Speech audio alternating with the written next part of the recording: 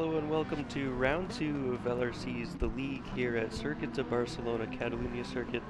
We're ready to start qualifying here, and which will set the grid for the feature race, which will take place after a 7-lap sprint. We have Wonka in the commentary booth here. How you doing, Wonka? Pretty good. How you doing, Toasty? Yeah, ready for this race. Last week was pretty exciting with strategy, and now we got a track that is even more punishing on tires. We've been talking a lot about the front left already. It's gonna be tough out there, even in the sprint.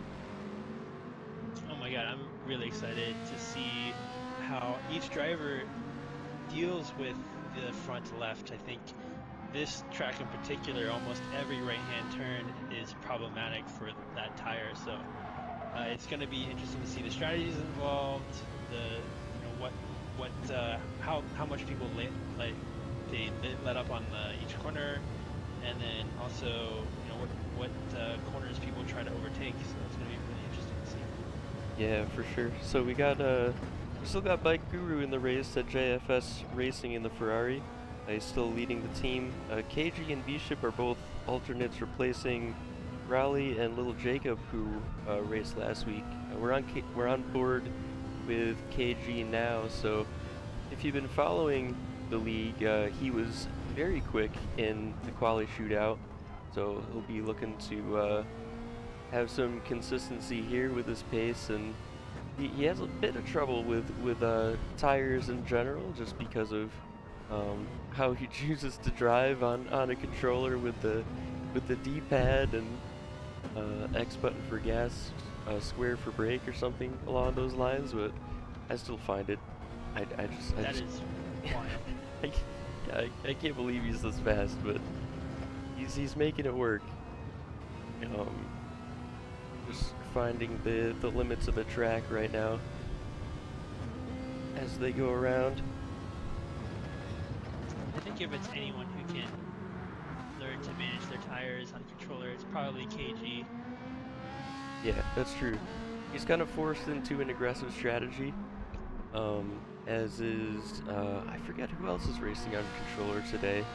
Or without their wheel, they had it malfunction or break in some way, but I think it was Bishop, and I know Tug and Timmy's on controller typically. I don't oh know if yeah, you're right. any of them recently got a wheel, but those are the two that come to mind. Yep, I remember. I think it was Sir Hames talking about how he was the one driver on his team in the McLarens on a wheel, and he was trying to give advice to the other two, and it's so different. Silva, by the way, point one and a half tenth up into the first sector. He currently has the fastest lap in this. I believe it's a 15-minute quali, or is it 10? Forgetting. It's tough to say. It's hard to say. I don't think GT as a spectator allows you to see how much time is left on qualifying. But looks like 4 minutes of a lap so far. But we'll see if it's 10 minutes or 15. Yeah, either way, they'll have to decide whether to pit halfway for new tires and just put in a couple bankers at the beginning and then go for one last one at the end, or that's always been my strategy. I just like to put fresh tires on and burn some fuel out of the tank, make the car a bit lighter. Yeah, it most definitely looks like Silva is just about halfway through his front left tire there. So maybe he'll come in. Looks like he's going to come in next lap, do another hot lap on these tires. Yeah, it looks like he's flying. He's into the 147s already. He was talking about how he would love to have a mid 147 in practice, and already on his way to that. Okay, he opts to reset, join the pit. It's an interesting strategy there. Typically, like you were saying, it is more advantageous to hop into the pit lane and put on fresh tires because you do have less fuel. The car's a little bit lighter, but sometimes if you don't want to go back around, you can save a little bit of time by just hopping into the pits right away. You do have to do another out lap, but it depends on where you're on the track sometimes. Yeah, and I've certainly heard drivers making some minor changes just to the downforce levels based on like the wind direction or speed tends to help a little bit based on the conditions. DJM's here in second place so far, about 7/10 down from Silva's first flying lap. So DJM's and the Empowered Motorsports team had a great timeout um, at the Nürburgring GP last time. Yeah, a 1-2 finish, and Rogue was promoted to 13th place after some penalties were applied. It was really cool last race seeing Stenzel kind of make his way up the field throughout the race. Because he started, I can't remember where he started, but it wasn't near the front, and he just kind of worked his way up. 13th place, grid. I think. 13th to second. It's wild. If we were to hand out Driver of the Day awards, that would certainly be up there. Most definitely. Most positions improved by far, I think. Yeah, and based on, I think it was his pit strategy that was really getting him a lot of positions gained. He was catching up to DJMs quite a bit towards the last couple laps. I think maybe if the race was a little bit longer, maybe it would have been a little bit of a battle there. Yeah, it was definitely possible.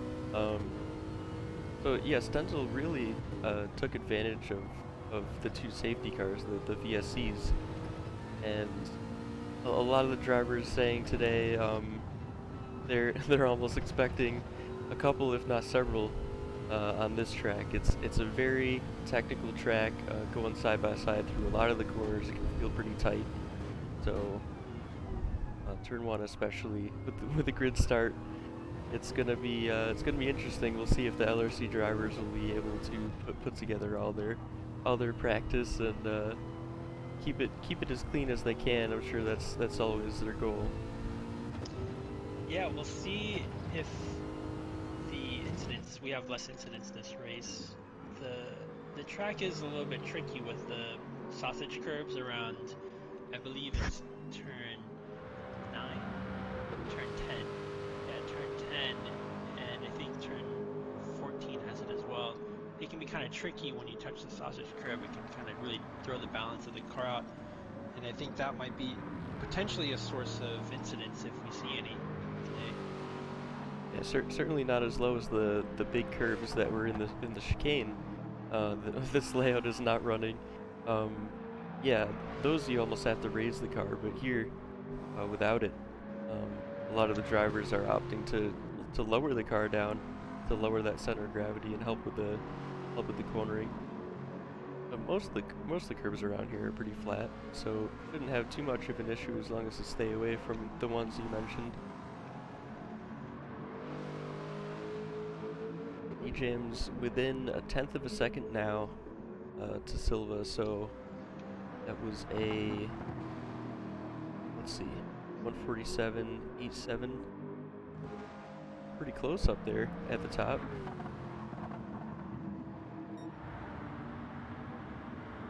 I'm gonna look back at Dinosaur now, the winner of the sprint race last week. It was a 1-2-3 Bahamut in the rain.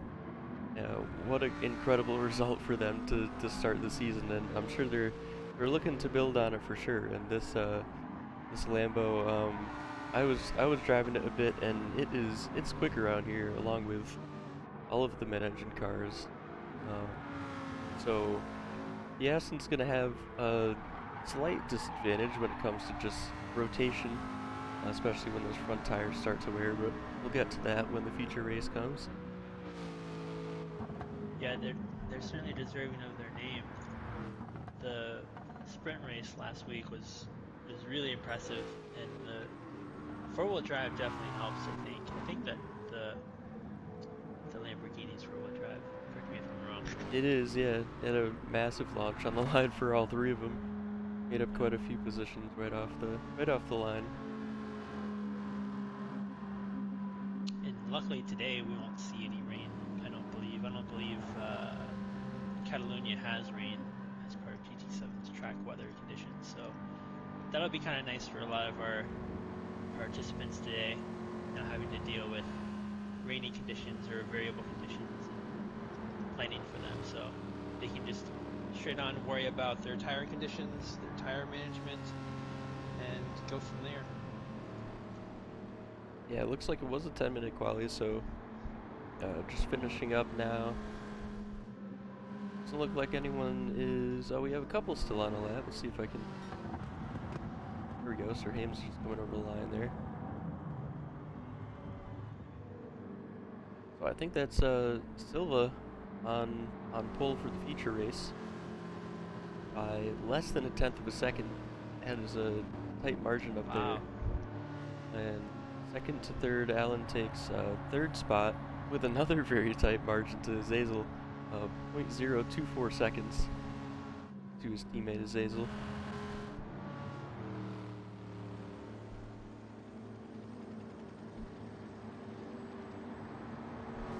A bit surprised about KG. It looks like he didn't manage to get a lap in down there in 11th. Certainly not representative of his pace. Hmm. Looks like he maybe AFK'd. His car is just sitting there. The penalty slapped onto it. I don't know if he's having trouble or Yeah, I'm not sure mechanical what's going on issues. there.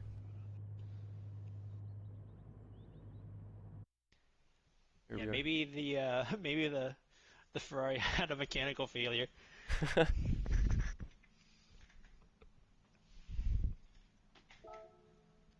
Alright, so we'll just take a look here at the results for qualifying for the feature race. We have Silva taking pole with a 147.807. D James very close second with a 147.878. We have Allen and Azazel, the two Bahamids, taking third and fourth in row two. And then Sir Hames, followed by Stenzel in fifth and sixth, Bakeru in seventh, and Trackhead in eighth. Second half of the field, we have War in that McGain and at a 149.7. Then a bit of a gap back to Dinosaur with a 151.0. 11th place goes to KG, Bishop, the other JFS Ferrari, taking 12th. Lamb King in 13th, Token Timmy in 14th, and Rogue at the back of the field.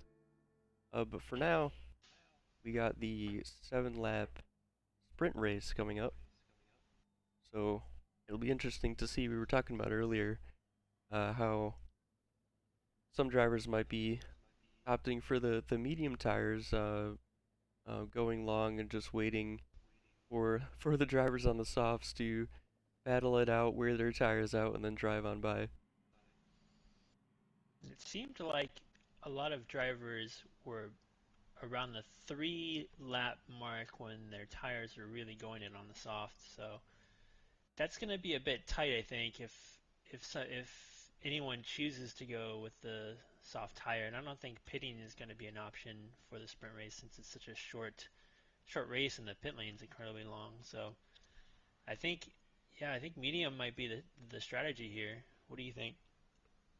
I think we'll see a few on medium, especially if they're further towards the back. It would definitely uh kind of it would make more sense to put mediums on if you're in the back half of the field. But we'll see what the drivers do. We do have the driver standings here before we get into the sprint race. So a quick look at that. We have D James in the lead by 6 points for Empowered Motorsports in that Aston Martin. Stenzel just behind. We were talking about his great drive last week. He has 20 points. Then we have Elaine in the Bahamut Lambo, 17. Those are the top three right now. Quite a mix of results in the midfield and further down. The order in the driver standings. But the teams are the teams look pretty close. I mean, especially for third place here in the team standings. Talladega Nights at 30 points, JFS at 25, and sending it later to the McLarens at 22. Their new livery, by the way, it's looking great. I think we had someone in the community in the Discord volunteer to kind of make it look a bit cleaner. Yeah, their rebrand certainly helped out their their brand for sponsorships. That's for sure.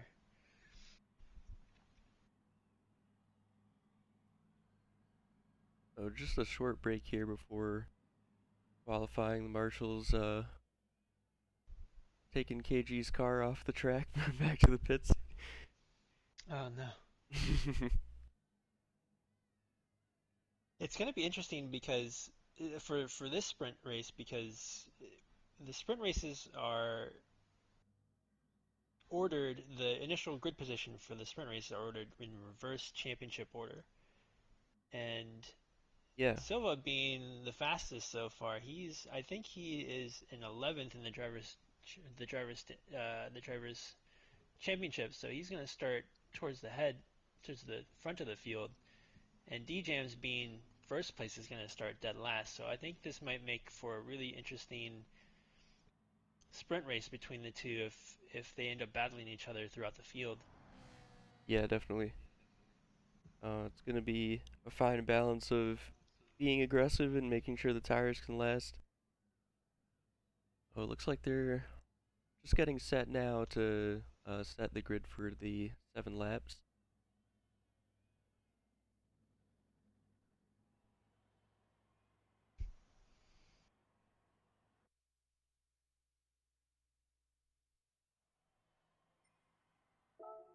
Yep.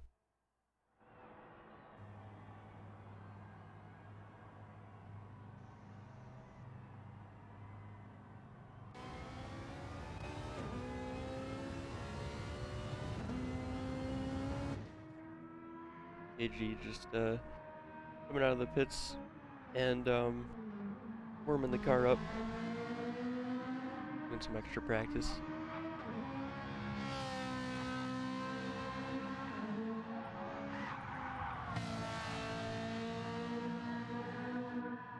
Going very wide through turn 2, nearly losing it. Wow. Careful with the car, KG, you need it in a minute.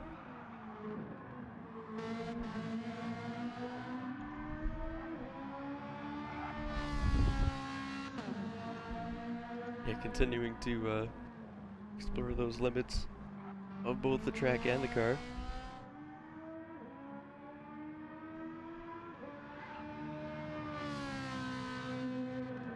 I'm looking in the pit lane here, and I do see a couple sets of mediums on the cars.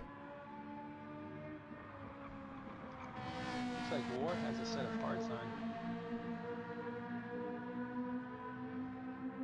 Yeah, I'm not sure if that's intentional or not. Hopefully he's aware.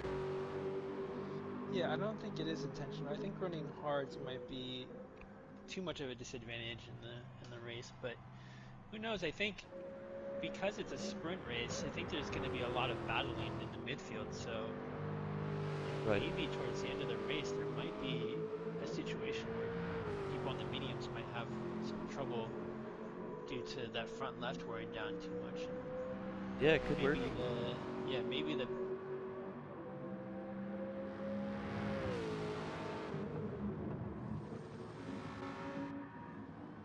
Yeah, maybe the hards will kind of come into their own in the last lap or two.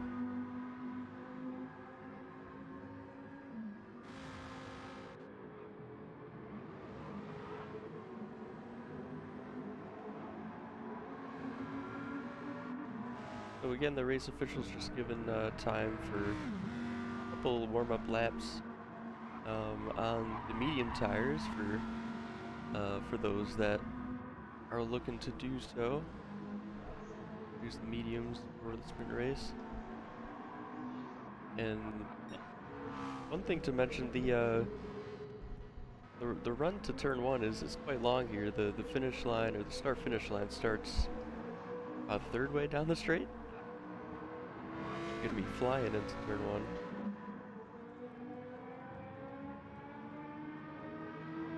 Sorry there, I lost my connection, got muted for a second there. Yeah, no problem.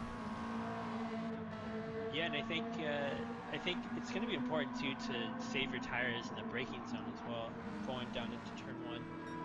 One of the strategies is to let off the gas a little bit before the braking zone and coast a little bit into the braking zone. And that Right. might be a way to save your tires just a little bit. But again, it's just going to be this tricky push and pull where you're going to have to manage your tires, but at the same time you're going to be defending or trying to overtake people. So it's going to be a very tricky situation for a lot of the people in the field.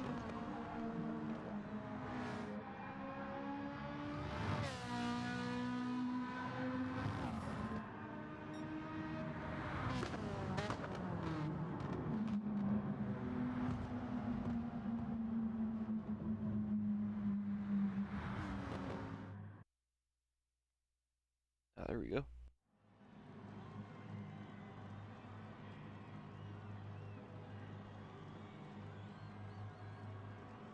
Alright, so we got Bishop starting in first because he has no points in the championship. It's alongside Lamb King, a Rogue, and Token Timmy in the second row.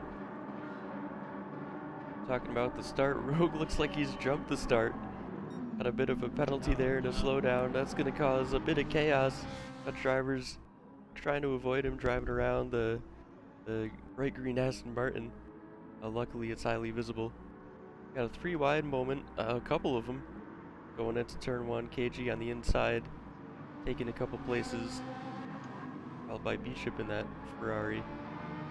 Logan Timmy around the outside in turn 2. That was a great move.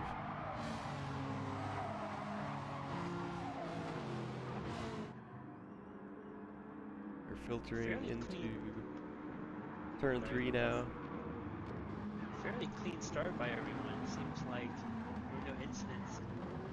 Oh, track head is off. Got a couple cars off.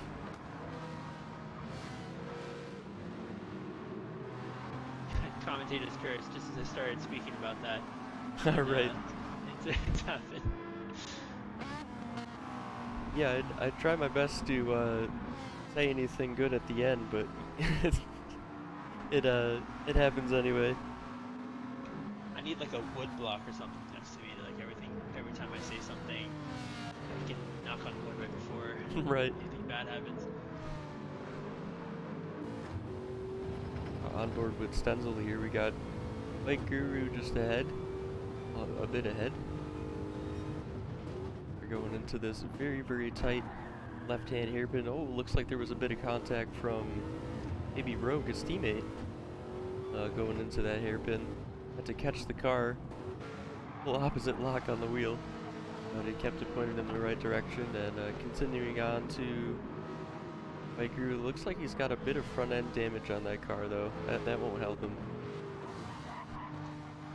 Yeah, and maybe we can check Rogue's car to see if he has front damage as well from hitting him in the back. Maybe that might be a situation that is really unfortunate for the team members. Yeah, Rogue's car looks alright. It looked like there was just a small tap in the hairpin. KG out in front, almost a 3-second lead. Gonna have to be careful with those tires. Silva looks like He did opt for the softs, it looked like, so he's gonna really have to nurse those tires. yeah, KG is known for just going for the softs all the time. Silva, meanwhile, on the medium tires, already cutting down that gap. So either KG is starting to conserve or realize that he has to, or Silva's really putting down some good times here, I think.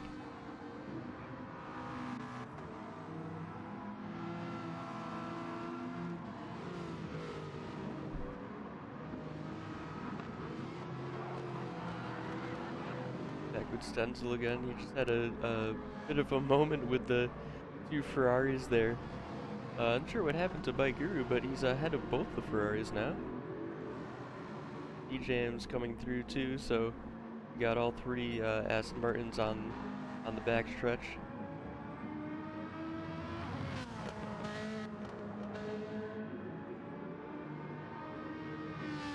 KG coming through turn 14 now. I think it is, right? The last corner. Turn 14 right before the straight. That one's particularly intense for the front left and the left rear. That's a corner that you really need to sacrifice the tire to get that speed down the front of the straight. So. Oh, here comes Sir Hames on the inside of Lamb King into turn 1. Makes the move. Nice.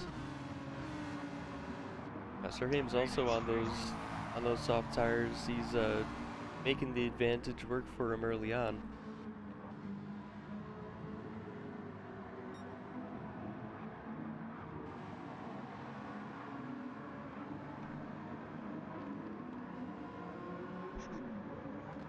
We have 9th, 10th, and 11th, all in Powered Motorsport Aston Martins. D-Jams has made his way up to 10th from last place, but there's quite a margin, 16 seconds already to the lead, and he's got front end damage on the car. Yeah, that front end damage is really gonna hurt his lap times. They really affect your top speed down that front straight, so he's going to be losing a ton of time on the lap. Yeah, that and the decreased downforce through the high-speed corners, that's going to be making the front tires slide and causing more wear as well. Speaking of tire wear, KG is, yeah, his front left is not looking too good. Not even halfway through the race.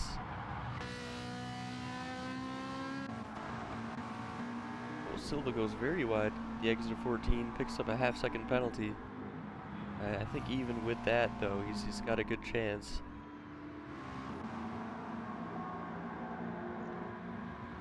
Yeah, I think in the lap, KG's gonna really start feeling that front end get loose on a lot of these corners. Yeah, I think Sir Hames might even have a good chance for second place here. Yeah, and he's on soft tires too. He's been nursing those really well. Done some really great tire management.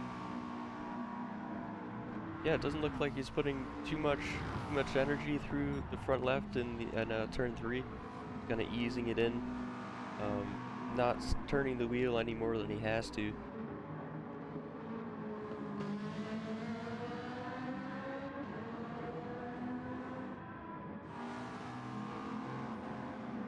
But I think the slowdown zone for penalties is on the backstretch here. So yeah, we're just seeing now. We'll have to slow down, and Sir Hames will probably get by him here.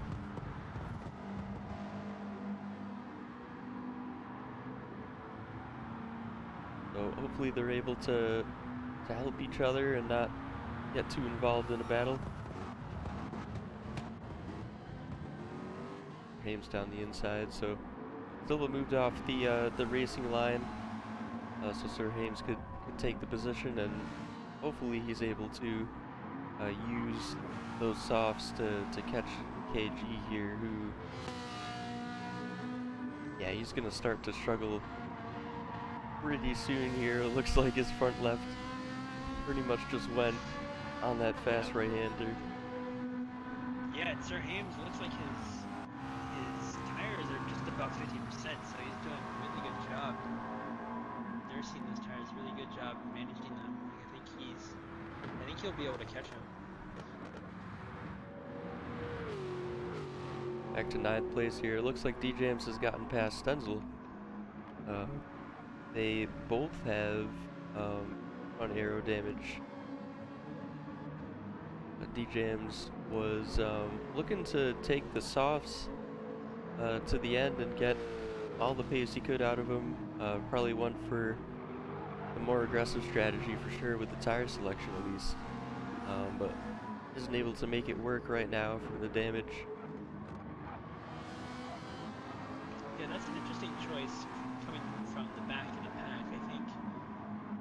fighting and having to pass, I think electing for the mediums might have been a better choice.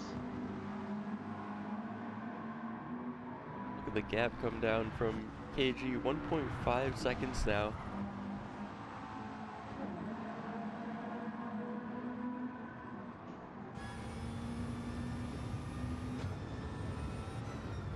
On board with Sir Hames into the braking zone, and the tight hairpin closes so quickly there.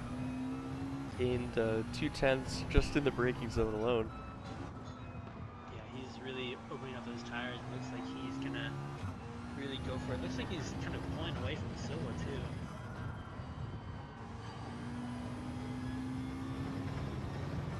Based on Silva's pace, I thought Silva was going to be the first person to catch KG, but it looks like Sir James is going to be the one. Yeah, great corner speed through 14 and alongside KG on the front straight. And he'll be able to rake much later here too. Yeah, KG not able to stick around the outside there. He has no tire left. Sir Hames into the lead then. He's going to be really happy with that based on his result from last week.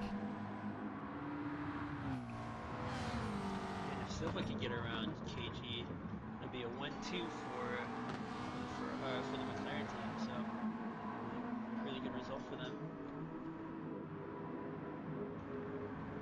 Yeah, and that'll be 3 races in a row with at least 2 of the 3 at the top of a team. That'd be pretty interesting. Like all 3 different teams. It must have been Senna Year Later's new livery that did it for today.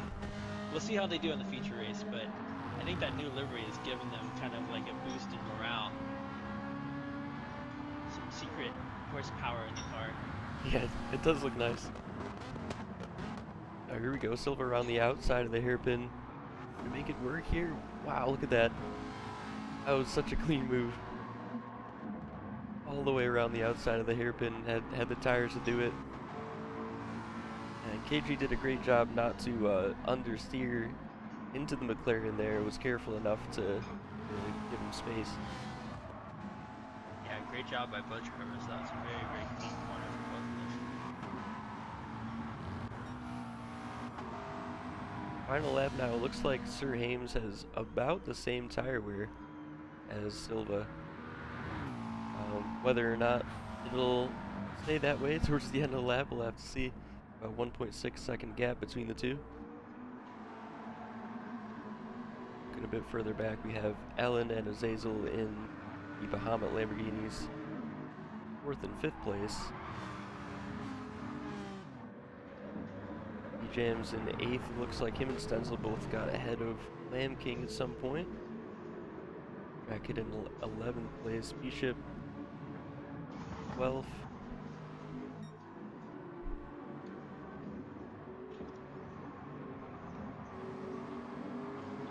Sir Hames just bringing it into sector 2 here. Lost about 2/10 to Silva, but I think he'll be able to. Well, I don't want to say it yet. Yeah, don't jinx them yet. I was just about to say that the power team is struggling a little bit today. I think maybe it's their setup or their tire wear or something. Their car isn't quite giving them the pace they typically have. Yeah, I think a lot of it has to do with the front end damage and the fact that the mid-engine cars just seem to be really strong around this track. But Sir Hames looks like he's extended the gap again to 1.5. So just using the very last of this tire in those last 2 corners. Ease it through. Using the very last sliver of the tire wear. And the checker flag waves for him. Great job, Sir Hames and Silva, to make it a Sunny later 1-2 in the McLarens. 3 races with 3 different teams in the top spots of the podium. KG brings it home in 3rd. Alan Moore made it past Oh, Azazel looks like he lost 2 spots on the last lap. Maybe. Oh, he has some damage too. Oh, might have spun the car. Might have been involved in an incident. It's unfortunate for him.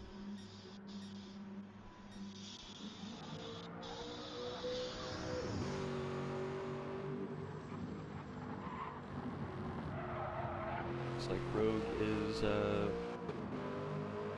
on the last corner here. So, yep, he just finished with a very, well, non-existent front left tire on the mediums too. So that's interesting. He must have pushed in too hard at some point and lost some time as a result.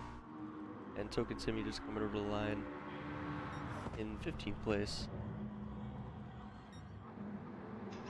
Rogue is also a controller player, and it's pretty tough to manage your tires and controller. It's a huge disadvantage. Speaking of which, KG, third place on controller on the sauce. I did not see that one coming. He did a great job. Yeah, that was a great drive by him.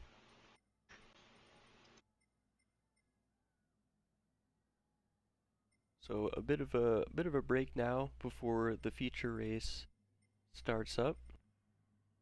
We're not expecting any rain in the weather forecast, so should be fairly straightforward in that area.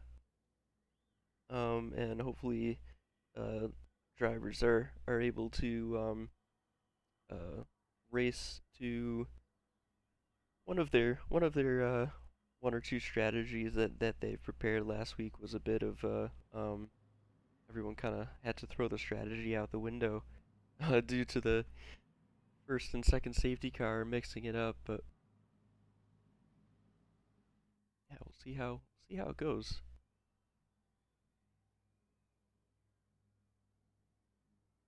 KG saying in the chat, left front tire 100% gone last 3 laps. Yep. Again, that was really impressive by him to maintain third place. He did a really good job sticking with Silva after he got passed. Yeah, 4 laps with no front left tire is, I mean, he must have had to practice that quite a bit, just running around with nothing left. But yeah, that's impressive, just to keep it on the track for 4 laps and defend as well.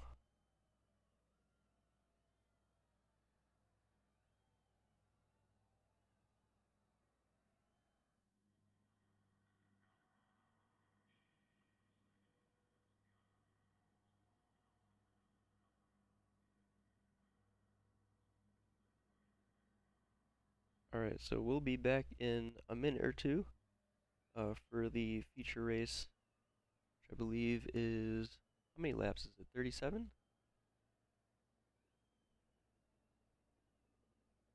I believe so. Let me check.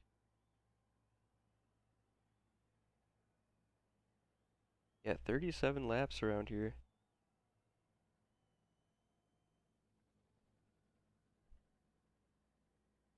All right, we'll be back in a bit.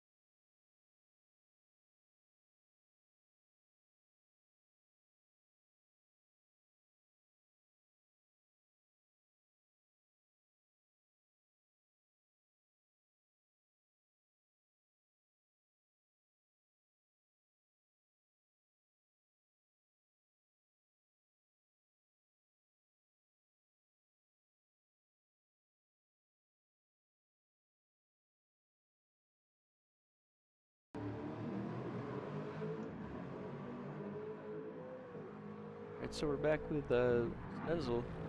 He's making his way around the track on another set of mediums and getting ready for the feature race. It is 37 laps around here.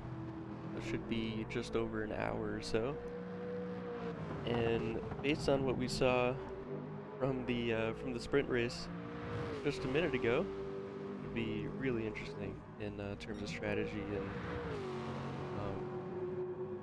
yeah, just people working on the fuel as well. Like, we can't forget about that. The fuel is still a thing, and it's always it's always uh, always interesting to see what the limiting factor is at each track. Like last time out, it was fuel. This time out, it's tires. I think I don't know if any teams will opt for the hard, but there could be a strategy here today where you could use the hards to last a bit longer and match your fuel stints because I think Catalunya has one of the longer pit lanes in the game. I think there's maybe 26 seconds it takes for you to actually get to your pit stop once you've entered the pit lane. On top of that, it's just a complete straight, so the delta is pretty high, I think, whenever you're pitting. So I think any strategy here that's going to minimize the amount of pits that you have to make is going to be really advantageous. Yeah, it seems like that's where the time is gained and lost in the pit lane with these regulations. The tires are pretty soft. The fuel burns pretty quick, and it takes some time to refuel as well. That's right. The refuel speed is 2 liters per second, which is on the lower side for most GT7 leagues out there.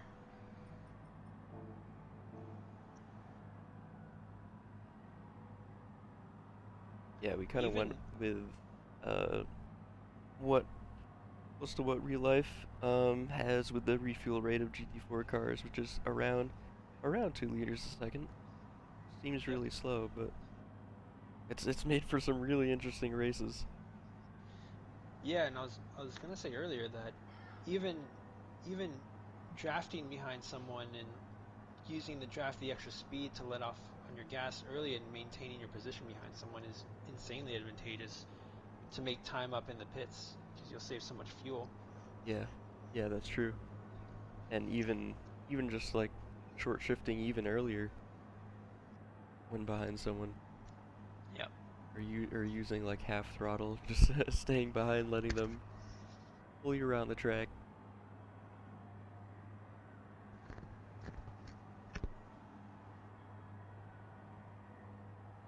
Yeah, one of the strategies here could just be following another car that has a similar pace to you and saving fuel, and then just undercutting them almost in the pit lane. Once you get in, you can just fuel less. Because the amount of fuel that you'll save down the straightaway will be fairly large, if especially if the wind is going towards the cars on the straightaway. But it looks like today, at this moment in time, that you get a little bit of a tailwind going down the front straight. Yeah. I wonder how much that affects the downforce on these cars. There isn't much compared to, say, like a prototype that we were driving in the Audi Cup on Sunday. Right. But I'm Or a sure super Formula car, yeah. there's still a bit of effect. Yeah, I think it's fairly minimal on this track. I think if it's 7.6 feet per second, I don't think you're gonna feel much. But sometimes the wind here, and I don't know if it's specifically in Catalunya, maybe some other tracks where it can actually get pretty high. It can get up to almost 20 feet per second. It has a pretty huge effect on the cars, regardless if it's downforce or high downforce or a low downforce car.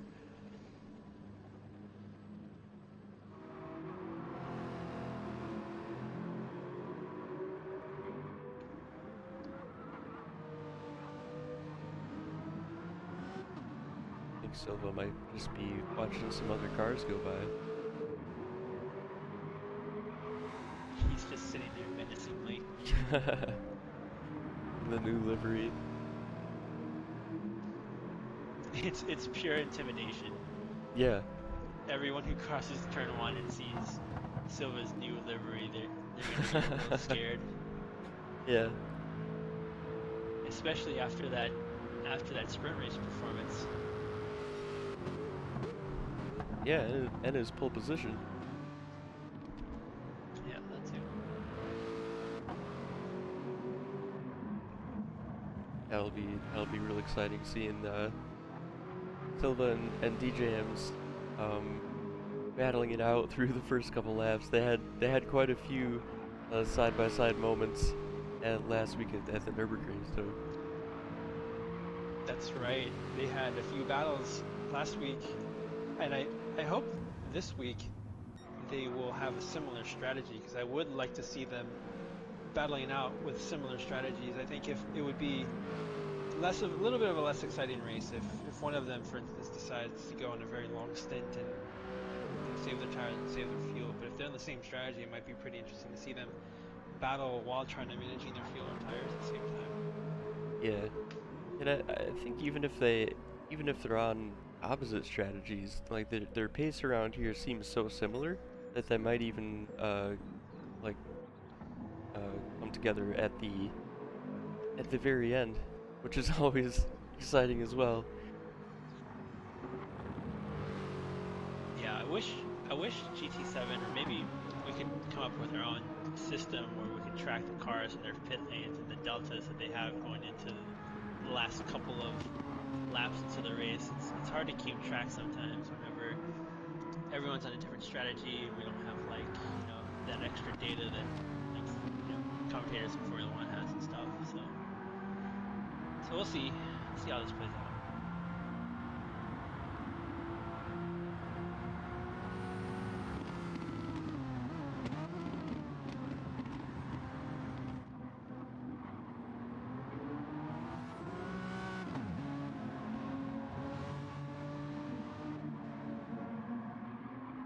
I love the livery for Trackhead and War and Lamb King too.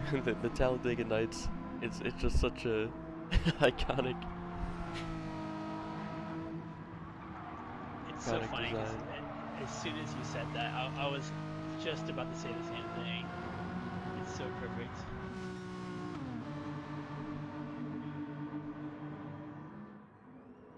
I could just hear it in my head as soon as they're on track and one of them is in front of the other. They can just do shake and bake, Yep.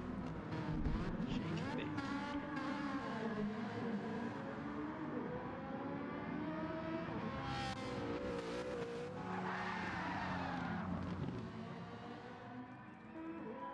There were a few changes to the ESC rules from last time out.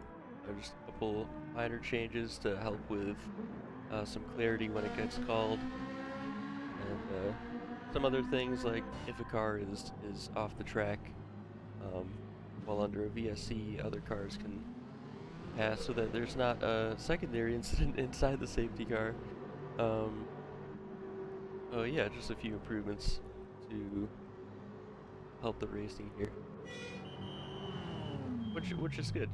A development of the league is always beneficial.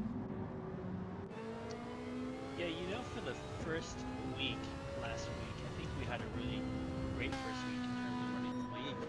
I think everyone's been doing a great job. I didn't really expect it to go as smoothly as it went the first time around.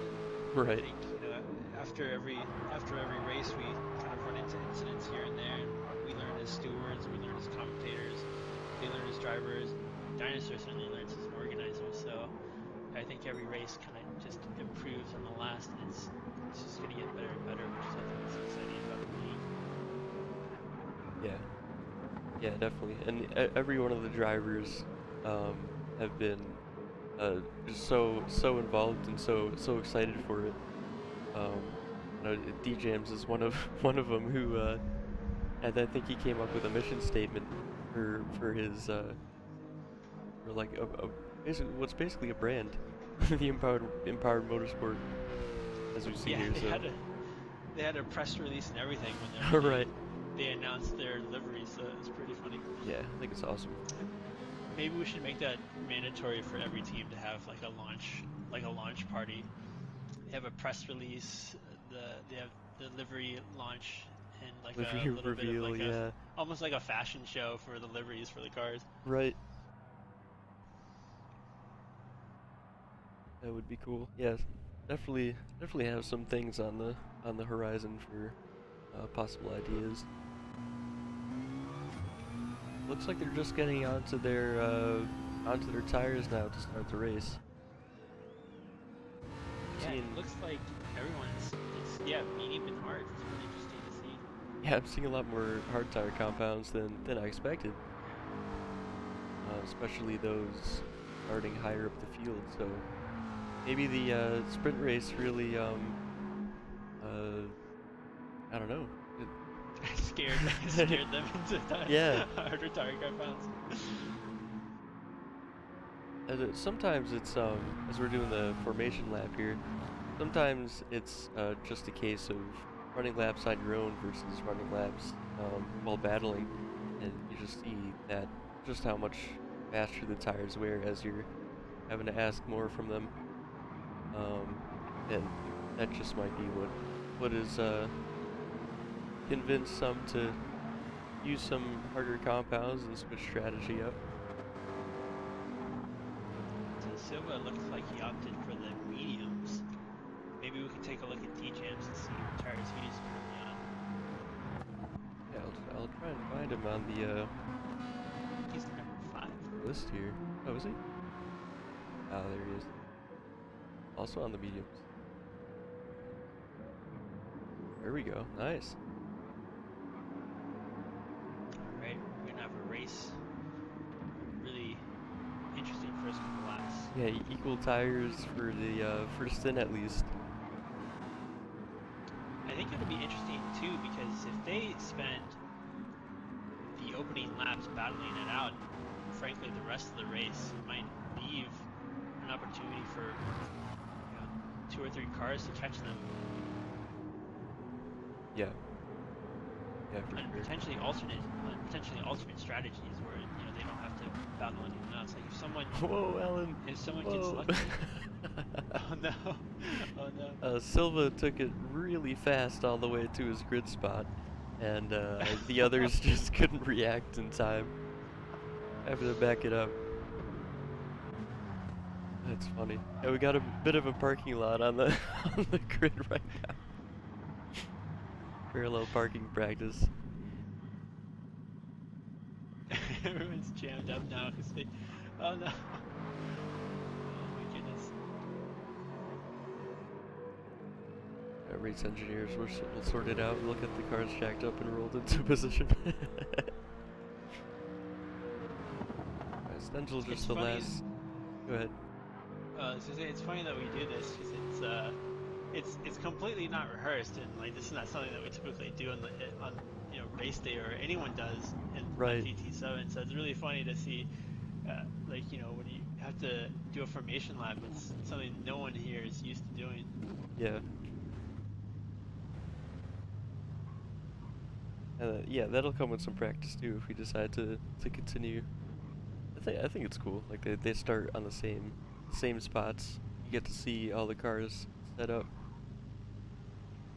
Yeah, frankly, I think it's a great idea, and like a lot of people will sometimes put on the wrong tire or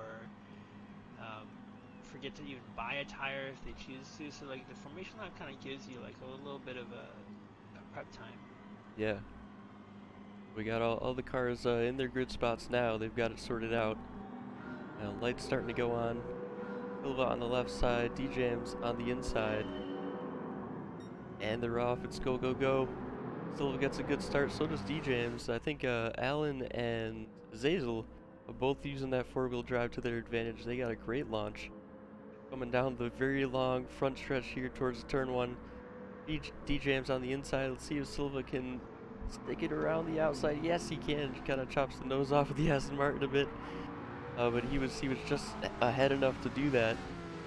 D-Jams following close. Sir Hames in third, Allen and Azazel fourth and fifth, KG and Bike Guru 6th and 7th place. They're filtering into turn 3 now. Looks like it's a fairly clean start. Haven't seen any incidents so far. The LRC drivers are doing really well. Knock on wood. Yeah. Oh, looks like there was a move back there for War, I think. Getting past, or was it Trackhead? One of the Talladega Nights cars made a move through turn 4, I think. Maybe we could catch it on replay here. Alright, so we got War. Oh, it's a late braking move past Bike Guru and Stenzel, I think. Wow. Yeah, that was quite a move down the inside. Got 2 cars. I kind of opened up the inside too for Trackhead. Kind of followed through. And as we were watching that, looks like DJMs has closed up quite a bit. Going through turn 13 now, starting to get towards the end of the lap. Turn 14 now, DJMs is in a McLaren sandwich. Silva looks like he's trying to rate the slipstream there. Doing a small bit of weaving.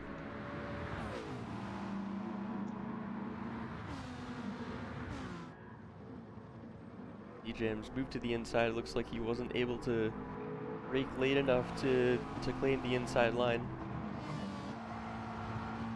Oh, Sir Hames now looks like he's trying the inside on DJM's through turn 3.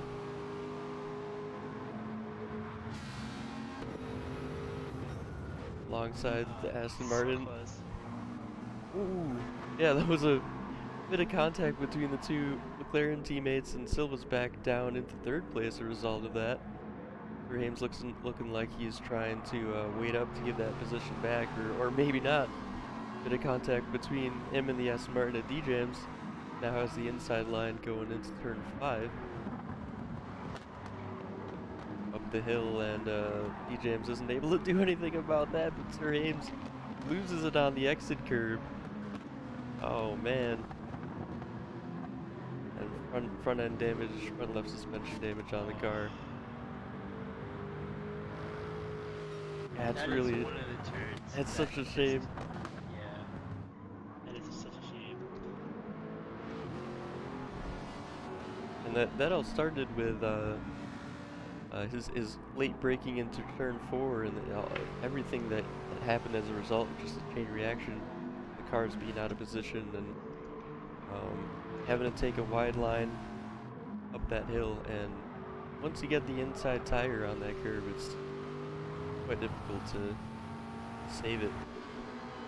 Yeah, the turn 7 and 8 complex, the compression that you get in 7 goes away really quickly on 8, and once you get too far off into that curve, it's just so easy to lose the car. AG now making a move. He's on the softs. Probably the only driver on the softs. KG's always on the softs, isn't he? Interesting strategy from him. I think just going as hard as he can and push, knowing that he's not going to be able to really save the tires that much. I think maybe that might be an interesting strategy for him to, just say, screw it, just go with the sauce every time. He's going to have hard tire wear every time, so who knows, maybe it might work out for him. Yeah, and he's done the same in preseason testing races. Has come away with a couple second places, so it works well for him as he makes the move into first place. Between turns 4 and 5, that was an opportunistic move. DJMs had a bit of a slow exit coming out of turn 4.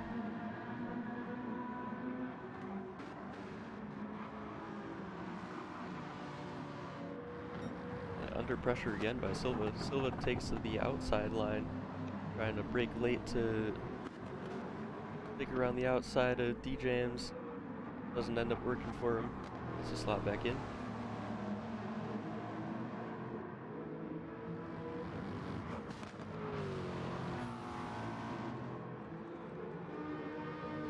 Be interesting to see if KG is able to bring these tires any further than the sprint race. he said lap 3 they were gone, and just finished lap 3, and he has a bit left. So far he's doing great.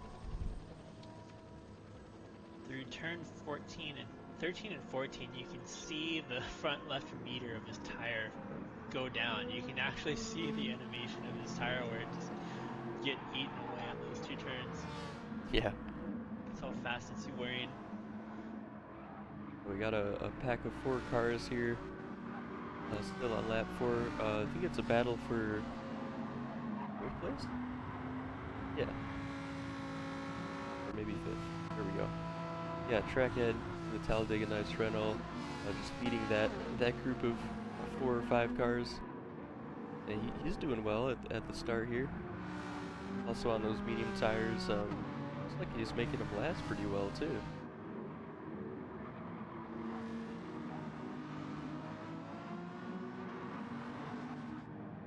Gazazel is the first driver on the hard tire. No, Alan.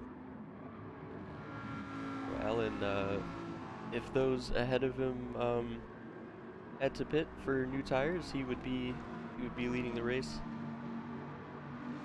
So he'll be looking to take those hard tires pretty long, I would imagine. Do you think it looks like his fuel meter is kind of matching his front left tire, so he might be trying to pull like a maybe 1 stop for the race. Yeah, that would be really impressive if they could take that car on hard tires around a 1 stop. Ooh, KG gets very wide through turn 14. Looks like he lost the left front in turn 14 again. Wasn't expecting it to go at that moment. Went off into the sand just for a bit, and DJMs is right on the back of him again.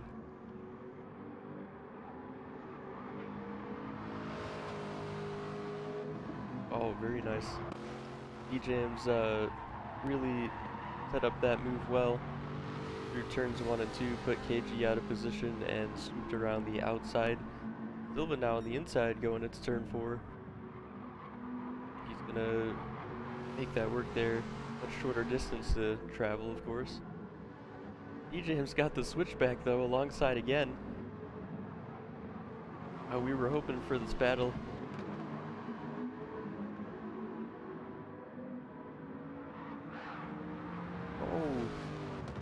They got into each other a little bit, but there was no damage to the cars or anything.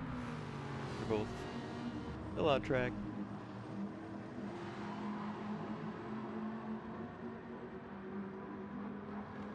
And KG is just watching this all unfold in front of him, hoping that he can pick up a piece or two, or a place or two. DJMs and Silva both go wide through the hairpin, off onto the paint.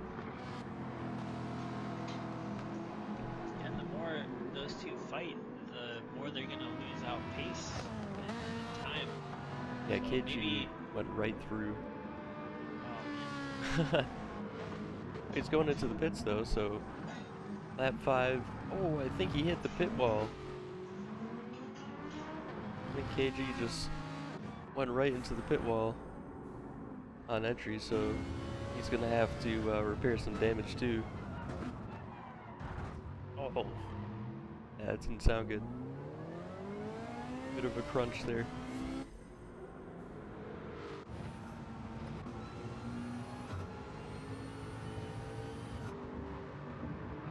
That front left tire causing more trouble than it should.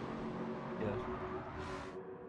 Yeah, the pit entry is already pretty slippy. Doesn't have any rubber down on it, so it's already hard to get in there, and when you don't have a front left, it just compounds. So what's interesting is that as DJMs and Silva continue fighting, this is going to give Alan a lot of time up on them, and if he's successful with a 1 stop, or even a 2 stop, like saving fuel and tires, I think he might actually have a chance to win the race. Yeah, DJMs and Silva are fighting hard too. It's it's not just one side-by-side moment per lap. Like they're side-by-side through 3/4 of the corner of the lap, should I say? Yeah, and you can see the front left tire really getting eaten up for the mediums especially. They're on lap 6 and looks like DJM's has maybe, I don't know, 15% of the tires on those front lifts. While Allen has, I don't know, like 80? Looks like 80%. So it'll be interesting to see how this plays out. Yeah, Alan looks like he has quite an advantage right now, as you were saying. Take a look a bit further down the field. We have Bike Guru following Warren Azazel closely here.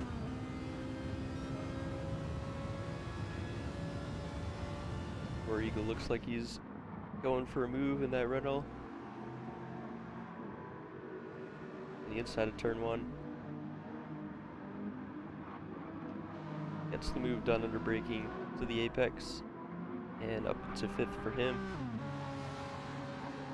But Talladega Nights running 4th and 5th right now. Not too bad at all.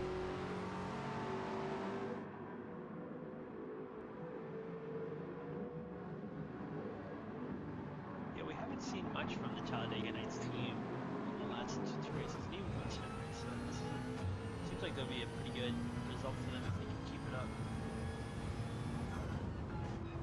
Yeah, they're definitely one to look out for in the team championships. If they're able to put in some consistent top 5 results with 2 or 3 drivers, that'll be a contender for sure.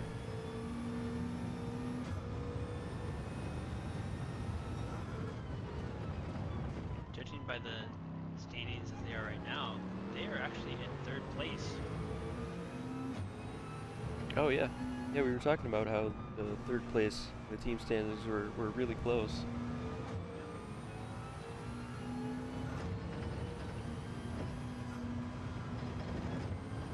DJMs is able to extend the gap so much in these fast corners.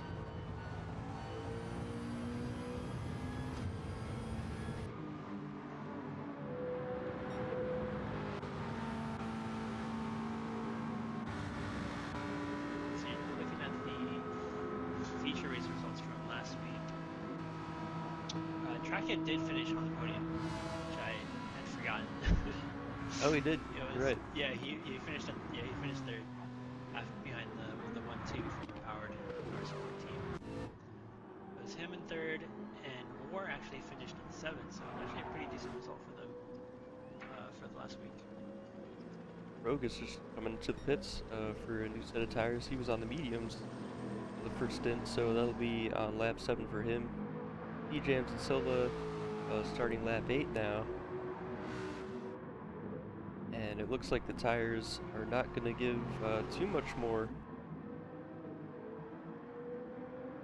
Going to have to really take it easy to the pit lane.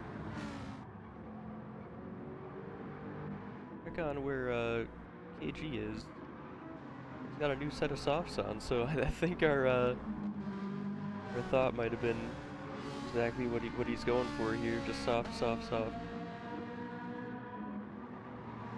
Lots and lots of soft tires.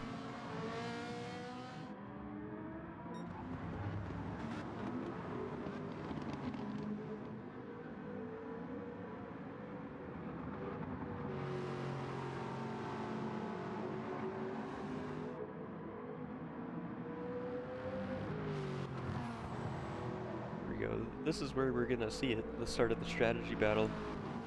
Yep, DJM's going in. Silva, interestingly, staying out. Do another lap with that front left that has nothing left on it. I don't know if the overcut works if you don't have any tire to do it with, but he's trying it. Yeah, it might be a situation where he wants to make his stints last 9 laps each, so he can potentially only do, what, 4 stops? Plus 1 lap? Yeah.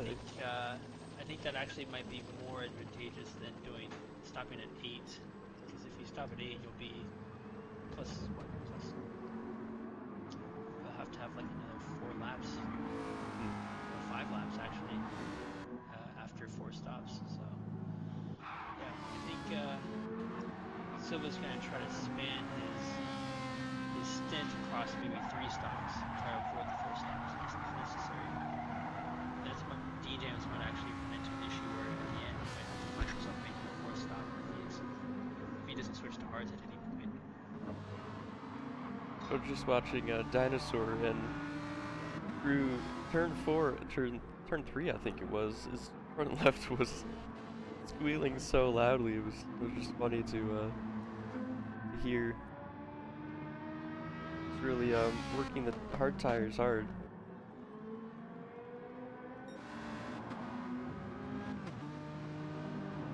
Another Bahamut on the Bahamut Lamborghini on the hard tires though. Alan, and he is closing on Silva after Silva had his tire go on the last lap. Silva's putting Alan into the lead.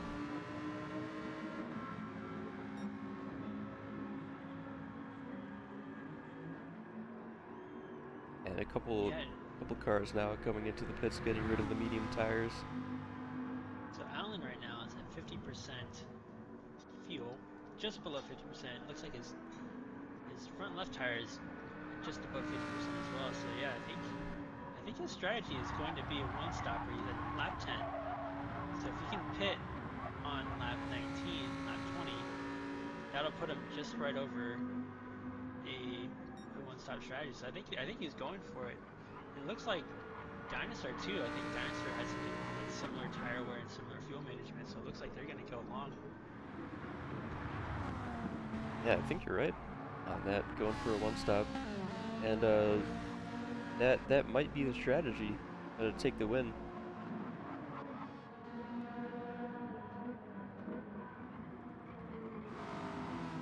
Yeah, like I was saying earlier, Catalunya I think has the longest pit lane in the game, so minimizing your pit stops I think is going to be the best strategy. I think you're going to be able to save upwards to 30 seconds by cutting out a pit stop.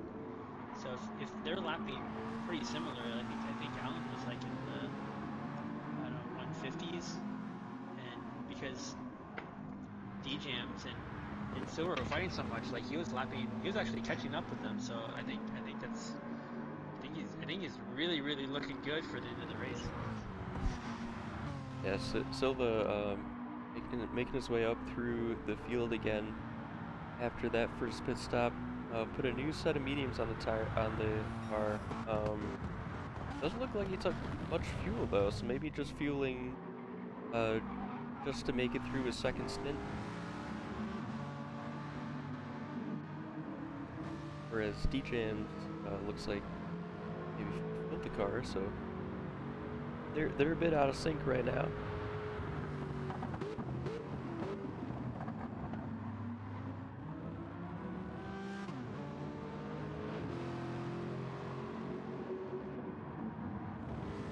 We'll have to see how they sort out after the second stint or so.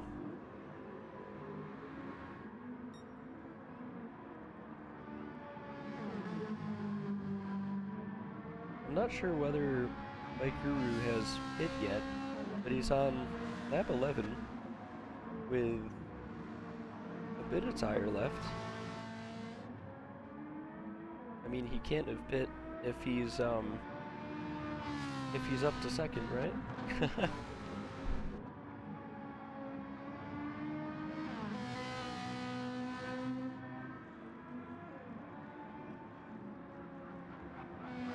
Yeah, looks like he's got probably another 3 laps in there. So he pits around lap 15. That'll put him probably just above a 2-stop strategy. If he goes hard just then, I think he might be able to do a 2-stopper. Yeah, so it seems like we got anything from a one-stop strategy to a three-stop strategy out here. Between hard tires to hard tires to 4 sets of softs, or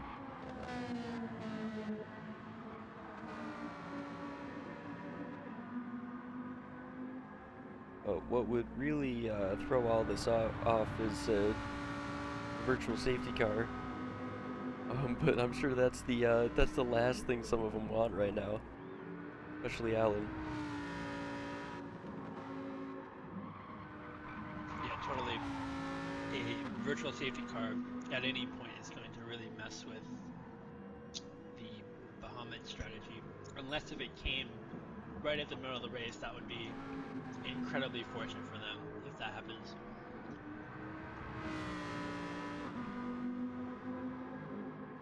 Yeah, sometimes that does happen where a safety car will be called right at the beginning of or right at the point where you meant to take a pit stop anyway, and it just ends up being um, amazing for your strategy. But other times, you know, the opposite happens, and it'll be called right after you take your pit stop, and you'll be in the back. Just Yeah, down. it's funny because like the window of which it becomes really helpful to you versus really not helpful to you is so small. Yeah, It could be within seconds. The virtual safety car could happen, and 1 second before it's amazing, and 1 second later you're already in the pit lane. It's like to the worst. So it's really funny how that can happen.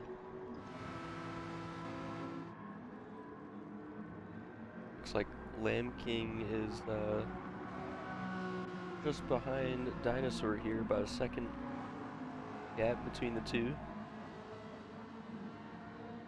Very similar tire wear and fuel. Looks like Lamb King might be on the one-stop strategy too. War Eagle definitely trying something different. Looks like he got a new set of mediums on the car from a couple laps ago.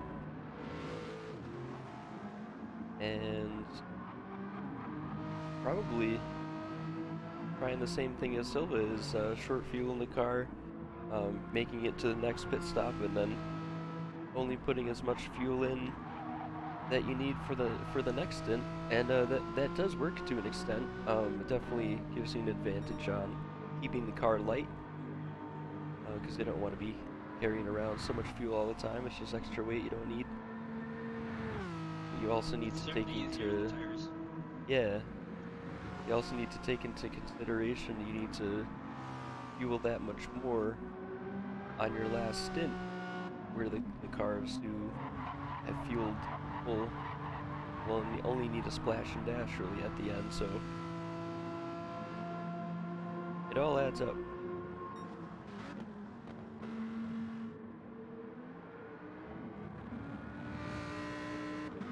Alan's not thinking about that though, he's just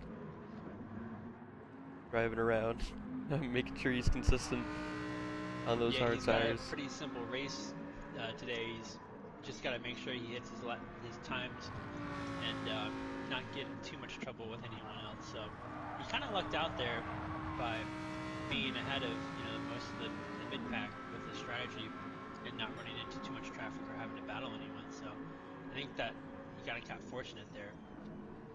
Yeah, and he's definitely driving to a target lap time, which is his consistency is amazing right now. He's within I think 1.1 seconds within the past 10 laps. So he's just putting in very consistent laps right now.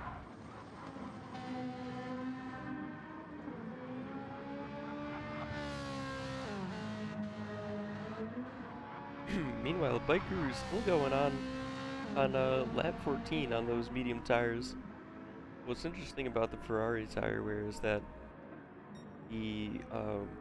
both the front and rear wear equally. I think that kind of takes some of the pressure off the front, but it also makes it so much more difficult through the medium and high speed corners. It's so unstable. Yeah, Second Chase left rears are simply getting more and more? Or is it a situation where the left front and, the left front is wearing a little bit less than normal, and the rear left is, wearing a little bit more than normal? Like, do we know what Yeah, that situation I is? think that's the case because he's in second place and lap 14 on his original set of mediums, right? So he's yeah, I think that's Yeah, if he's on his original set of mediums, it means, yeah, it seems like having the wear be, I guess, more distributed towards his left rear is making his stints a little bit longer, which is kind of nice. yeah, he's coming into the pits now. So we'll see where he comes out after makes his tire choice. This is a really impressive drive from Allen.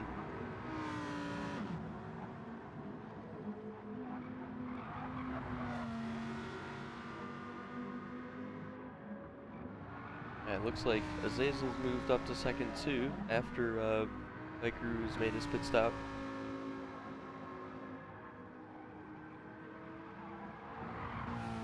Silva's only around 10 seconds behind Azazel though.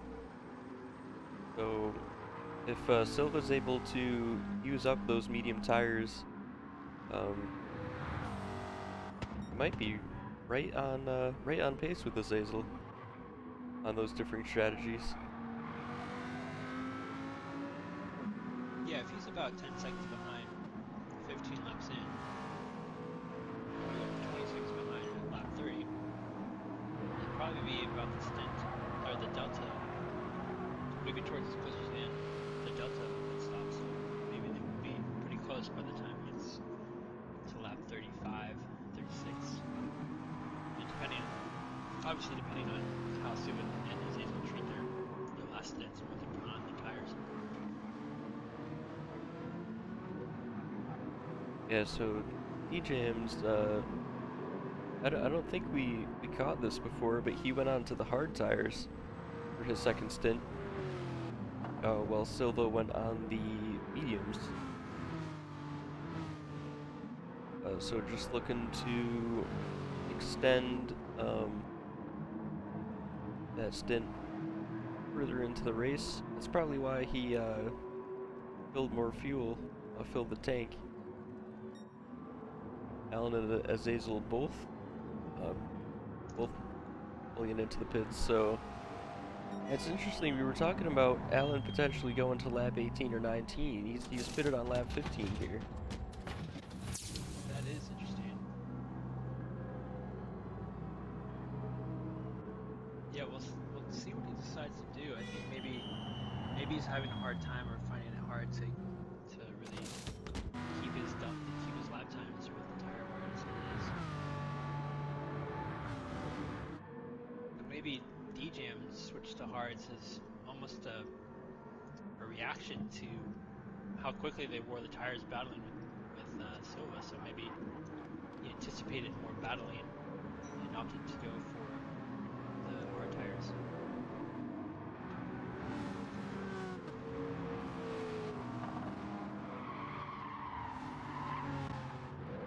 I was just looking at for Hames here. It looks like he just put on a new set of hard tires in a pit stop, but DJM's is just behind him trying to get past. He does have the blue flags waiting for him.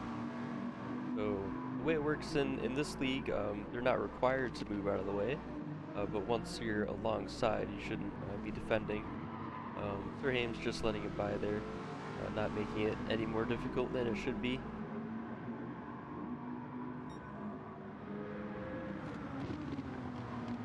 With these rules, it can be kind of tricky if you're on a strategy.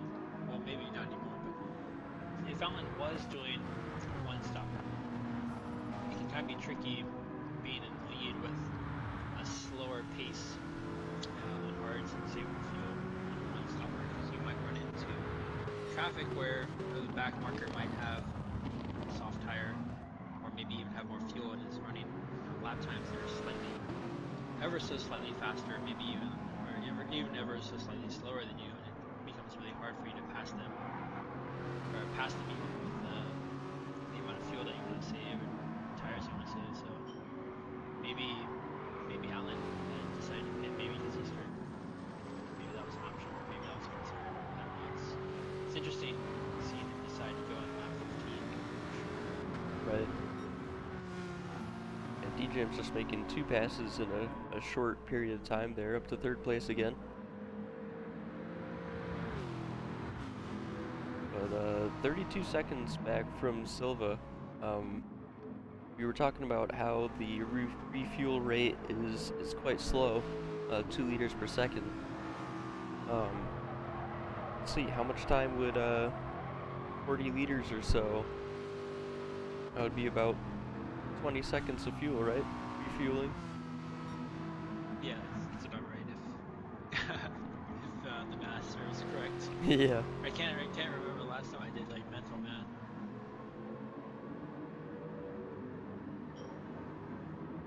Oh, that'll be interesting to see how that delta changes between those 2 drivers. Silva is running very light on the fuel at the moment. Probably 2 more laps in it.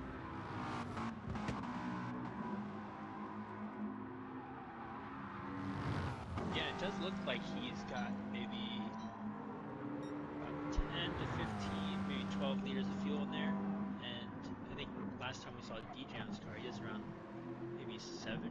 So looks like it might be somewhere between 20 and 25 seconds of a gap between the two just in terms of fuel. So I think they're still relatively close towards the net lead.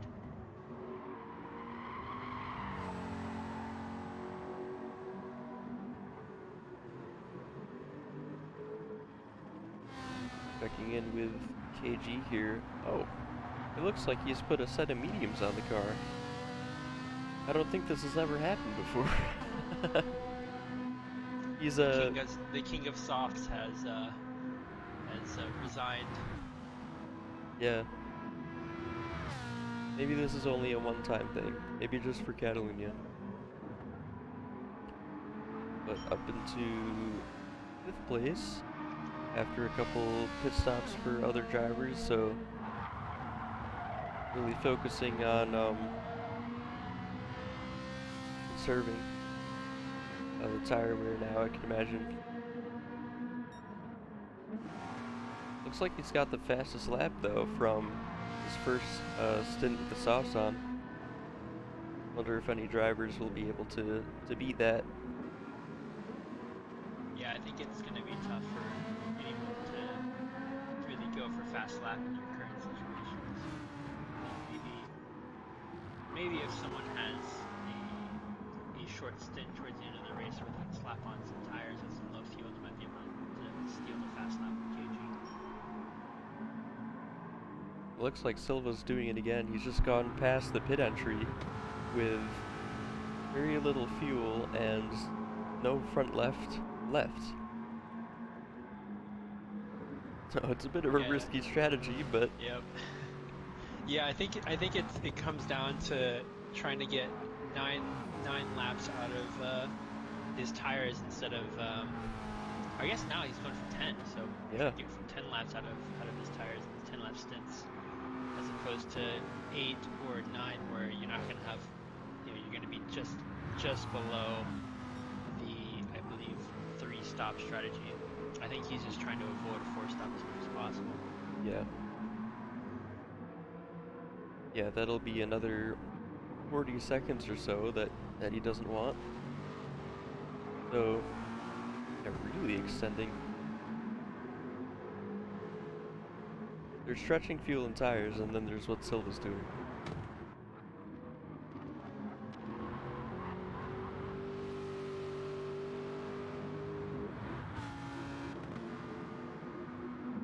We'll keep an eye on the gap between DJMs and Silva here, as Silva is, I mean, there's no question he's definitely pitting this lap.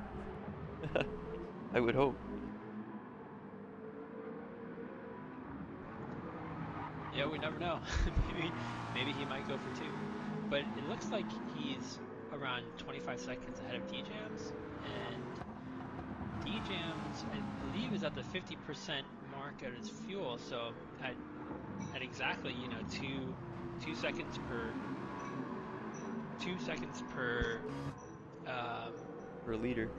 per liter, it's going to be pretty close.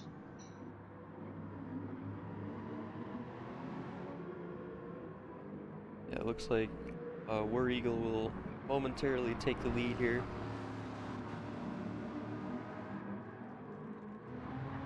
Oh, no he won't. He's coming into the pits too. I forgot he was on a similar strategy to Silva.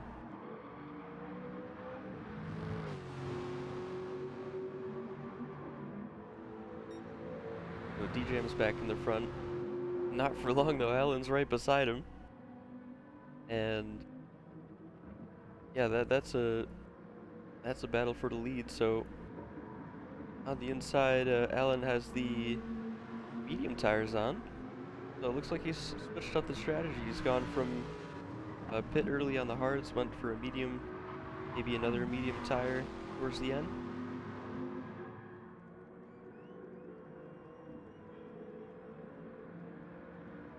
Yeah, that seems likely. I think starting off with the hard tires with the higher fuel load, and then switching to the mediums with a slightly less fuel load for both the middle stint and the last stint, I think is a pretty good idea. I wonder if he's even gonna be able to put the softs on for the third stint and take the fastest lap too. That would be Yeah, certainly possible. quite Yeah. something.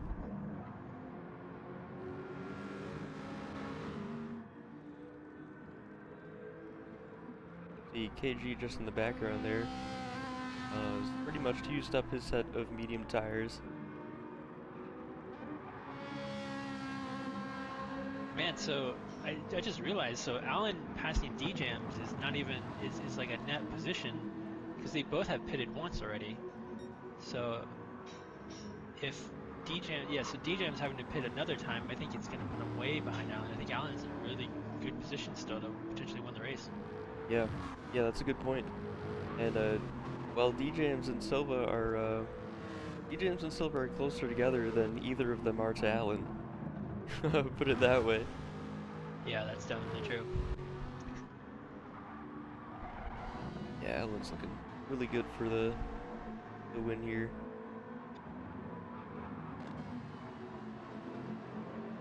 Got Stenzel pitting.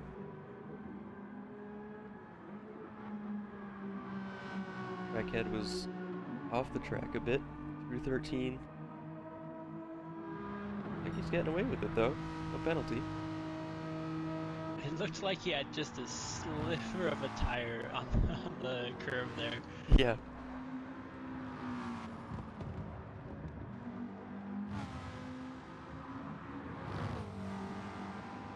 Silva's gone onto the hards. So Silva's gone medium, hard. While E-Jams has gone medium, hard. I don't know. Well, I guess he hasn't fit a second time, has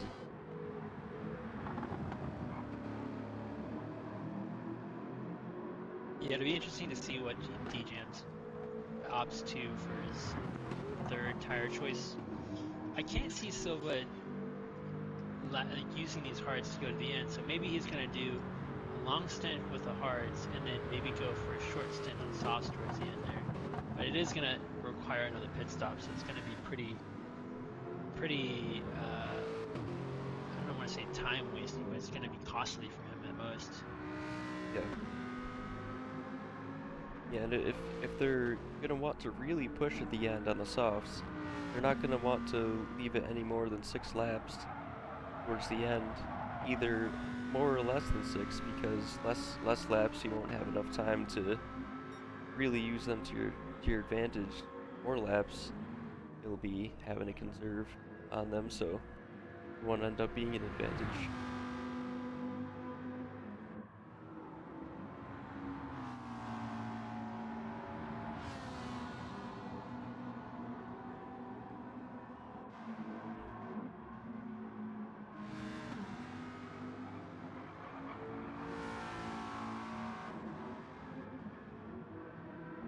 So Alan right now about a pit stop ahead of Silva.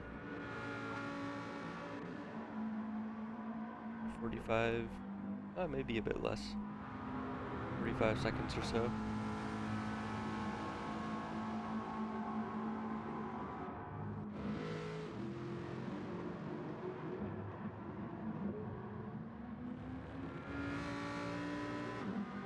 I think it's kind of a little bit darker here. Clouds in the sky. How do you think that affects the grip of the tires? Do you think it makes it more difficult on a harder compound to get some temperature and maintain temperature in the tire? Yeah, it's going to be a bit tricky. I think depending on the time of day and the track temperature, the colder track temperature will make it harder for harder compounds, so it's more beneficial if you're in a softer one. But at the same time, if it's cooler, you might also be able to save the tires a little bit more, depending on your racing style. Yeah, I've definitely Kind of had could go either way. soft tires wear out faster when the track is hotter, so that does seem to take that into account, which is great. Like it adds another yeah, another uh you know piece of strategy. Variable. Yeah, variable. Yeah. I wish we had that information. I wish we had track temperature. I wish we had. I mean, they give us the wind conditions, so I feel like track temperature would be a really nice thing they could add to the game. They could Yeah, just add it right next to the wind indicator, and that right. would be a really nice addition. Now DJM's in for his second stop then, and getting rid of those hard tires.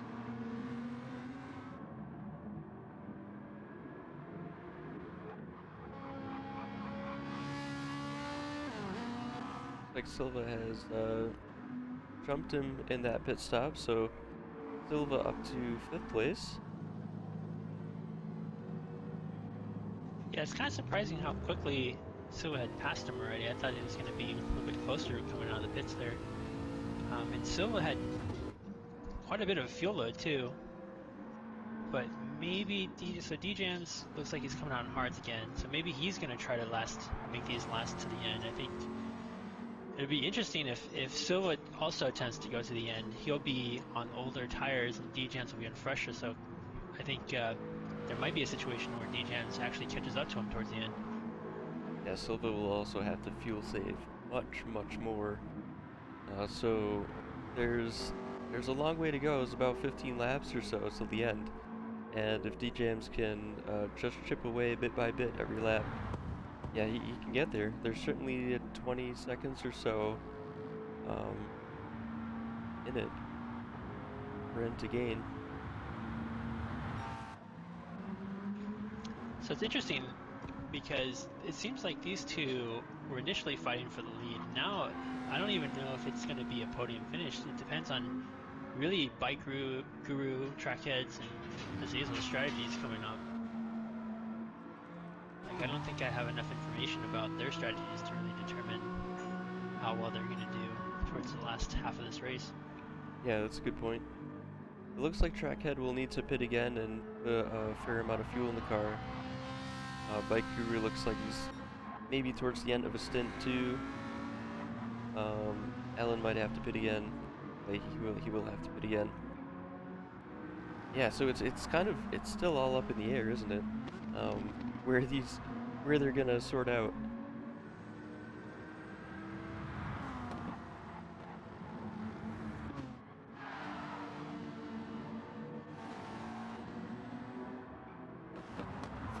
Dinosaur here just leading Bishop by about 2 seconds.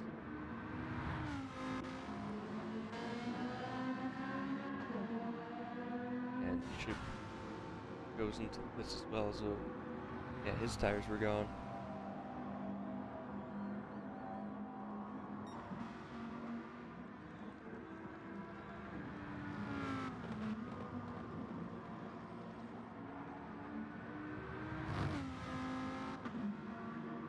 be interested to see just how much Alan is conserving his tires here. So go on board and look through, have a look through turn 3, see if we hear any excessive tire squealing, or yeah, he's turning the wheel here. Yeah, it's definitely lifting quite a bit, and really easing it through the corner.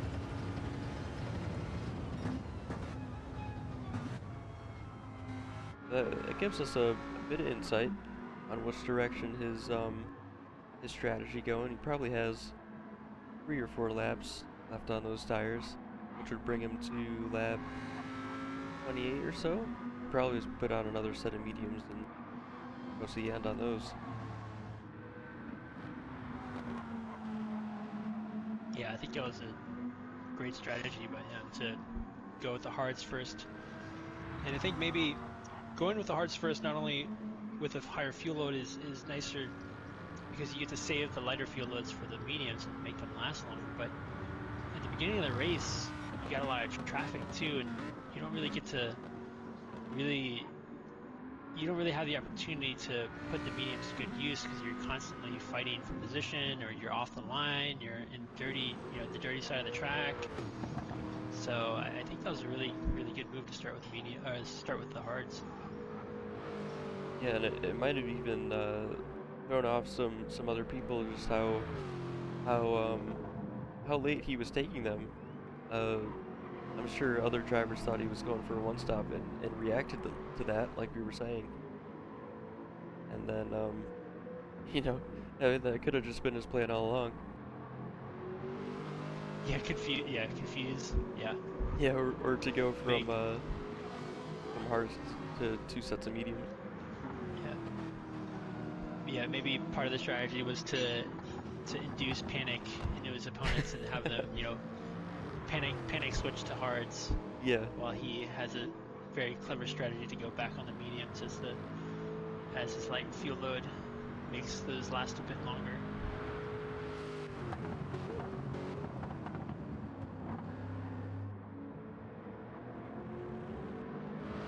I think pitting late also has the advantage of staying on the track without traffic. Once a lot of the other cars pit in early, it kind of gives you some clean air, some clean track to spread your stints out a little bit longer. And then now that he's in the lead comfortably, again, he hasn't had to fight anyone pretty much the entire race other than passing DJs when he had some pretty bad tire wear. So Right. again, he got kind of lucky there because DJs was in a position where he wasn't able to really fight back. So Alan's kind of just in this sweet spot right now for his tires and managing his tires and fuel. Yeah, definitely.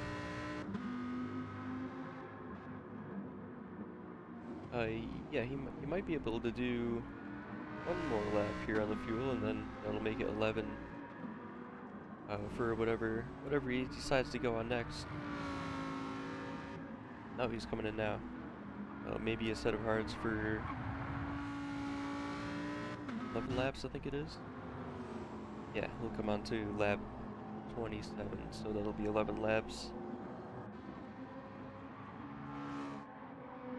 Yeah, the question is when he comes out, is he going to be in traffic and he's going to have to fight other people and do some passing to get the lap times that he wants?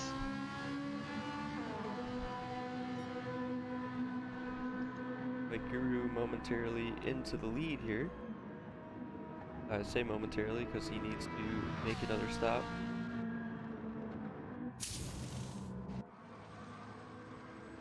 Zazel's just coming around turn 14 now. So the Team Bahamut Lamborghinis swapping around in the pit strategies.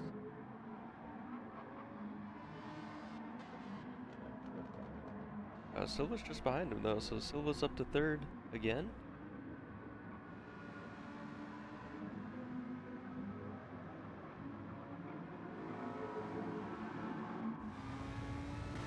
Alan's just coming out of the pits now, so We'll probably be catching up to Silva at some point, and that might just be the traffic we're talking about. Unless Silva can make it to the end, then it will be a battle for sure. Yeah, I think by that time, if Silva does take it to the end, I think he's going to be basically running his car on scraps of tire instead Yeah. of a legit tire. So I think it might actually be pretty easy for Alan to pass him if he catches up. Yeah, that's true. KG is on the hard tires. What is going on?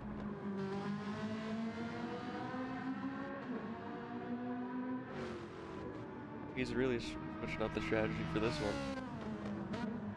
So, not sure if he's going to be able to make it to the end. So maybe another set of softs or a short last stint for him.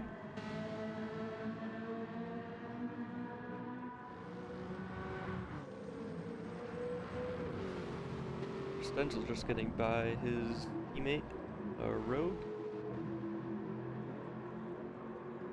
Just lapping him there.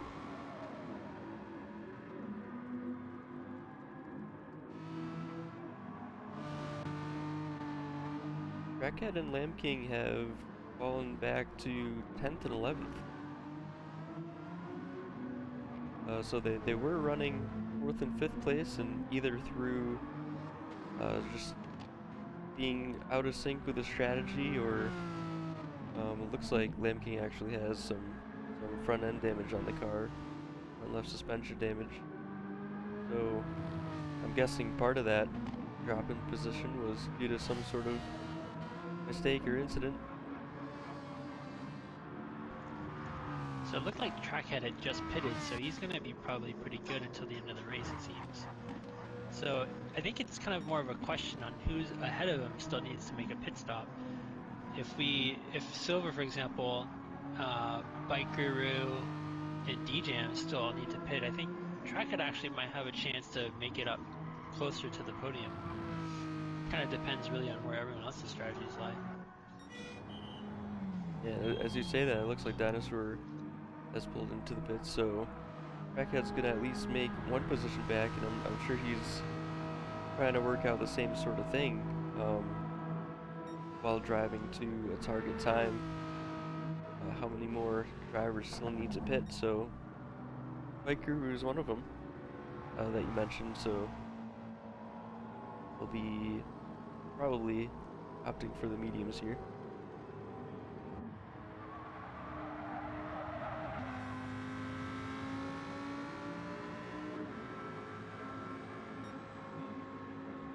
Which puts Zazel in the lead.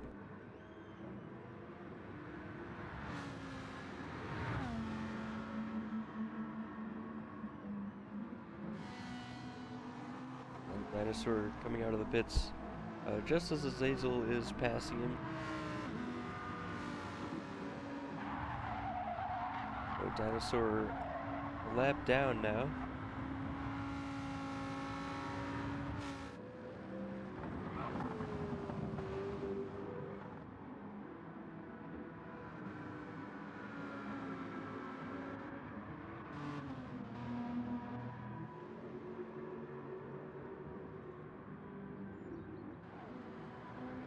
It's been pretty impressive this race that we haven't had any virtual safety cars so far. And also from the sprint race last week, the Nürburgring GP in the heavy rain. Most drivers were on wet tires, some chancing it on intermediates and setting very fast laps, kind of in this lull in the rain clouds mid-race. But that was quite impressive. All the drivers were able to give each other enough room and stay in control for the most part. And we're seeing it again. Yeah, the drivers are just they've been very respectful of each other's space this time around, and making some really clean moves too. They haven't been any less aggressive. They're just choosing when to make the moves, which is exactly what we're looking for.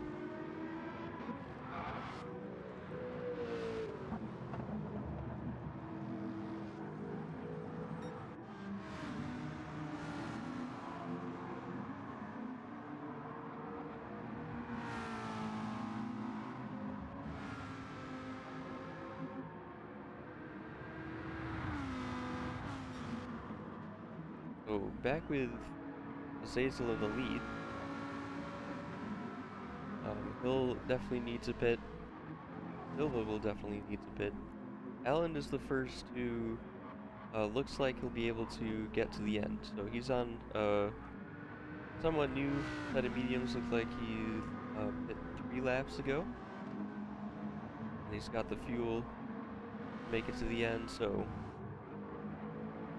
unless DJams can do something about it, he's about 11 seconds back. So we were talking about that 21-second gap, I think it was. He's brought it down to 11, but he's also started to eat up that front left tire.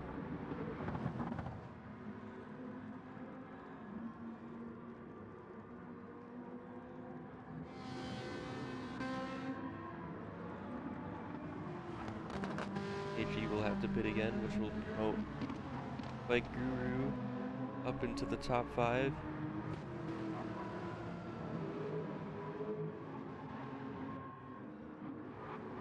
Yeah, so looking like DJ's being able to make it to the end. It's kind of interesting to see if Silva will actually be able to make it to the end as well. And as you say that now, he's pulled into the pits. Right, So certainly didn't have the tire or the fuel or both.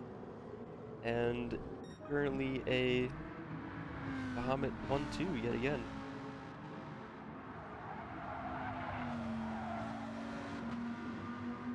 So the Lamborghini is certainly showing some pace around here.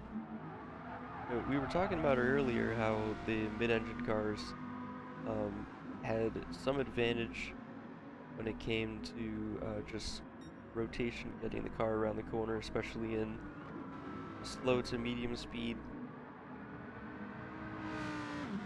And this is a very technical track, so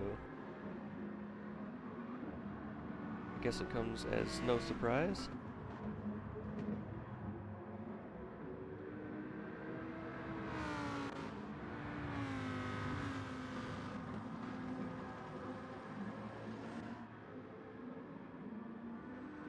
Looks like Alan's extended the gap to 13 seconds now, so DJam's lost 2 seconds somewhere.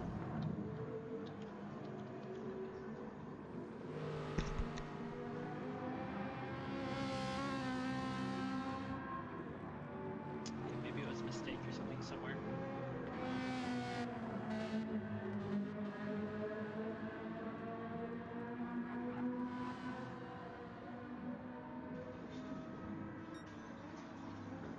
AG picks up a half-second penalty for going wide on the it's turn 7. He passed uphill over the crest onto the backstretch.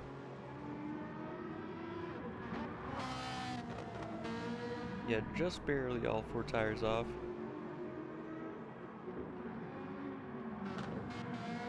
And taking another pit stop. So his teammate, Bike Guru, go up to 4th War, with Silva just behind.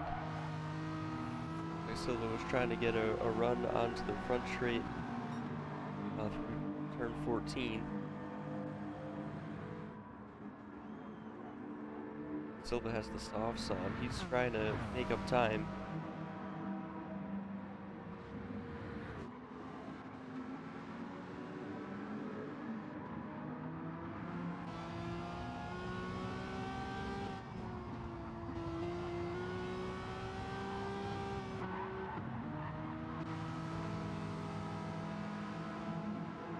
Silva is managing to take the inside. No, Ward covers him off. So Silva has to take the outside line. Drives all the way around the outside though, with those new soft tires.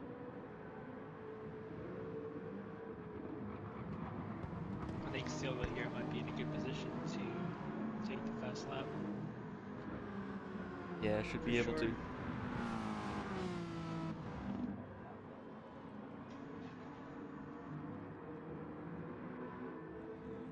So Bike Guru about 8 seconds up the road. We'll see if Silva will be able to close the gap to him. DJM's losing more time to Azazel, so maybe maybe he ended up pushing the hard tires too much. Or to Alan, sorry. I knew Azazel had to pit anyway. We're looking at that now.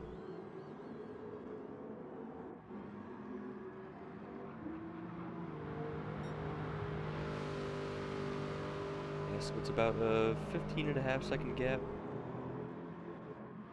To Alan, it looks like they have around the same fuel.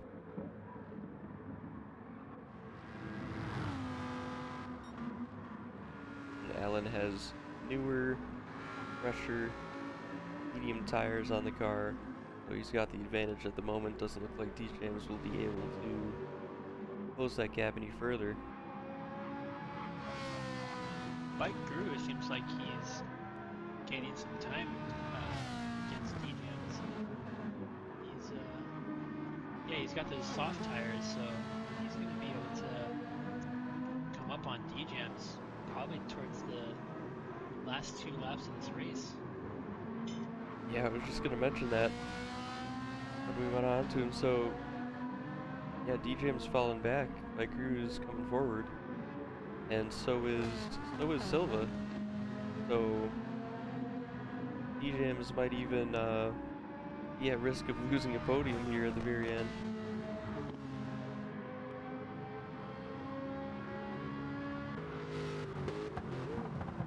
Yeah, it's going to come down to the last 2 laps, I think, when it comes to.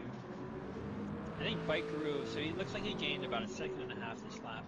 He was at +6, or sorry, yeah, he was at +6 at DJs crossing the line last, so. Or actually, no, it looks like it might be around 2 seconds per lap, so I think in 2 laps that's going to be lap 35. Yeah, lap 35 is going to be pretty close. I think Silva might just be just out of range for the podium. I think the 7 seconds, almost 10 seconds from DJs is going to be a little bit too much, but we'll see. Maybe DJ's tires might Oh fall no, off that's not towards the gonna end. help. Oh, he manages to save it though. Oh my goodness, Silva through the exit of turn 14 went wide into the sand and very, very nearly into a wall or That two. was so close. Wow. Oh man.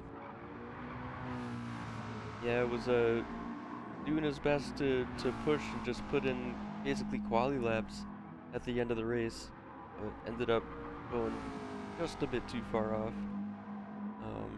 Too wide rather. And that's the tricky part with hot laps, is that it's just a lot more risk that comes with them. You got to do 7 to 8 qualification laps at high speed. It's just really, really easy to make a mistake like that. Yeah. Much more difficult to be consistent at 100% than it is at 95. Yeah, and the worst part of it is that if you make a simple mistake like that, it could be an error of just maybe, 3/4 throttling it towards the exit versus half. It's such a small mistake, but it can cost you essentially the strategy. Right. Like a mistake like that, it's basically negated his entire soft run stint. So Bike Guru can see DJs now getting closer. And I think DJs has realized now that he might be fighting for third and not second. Doesn't mean he's not going to defend though.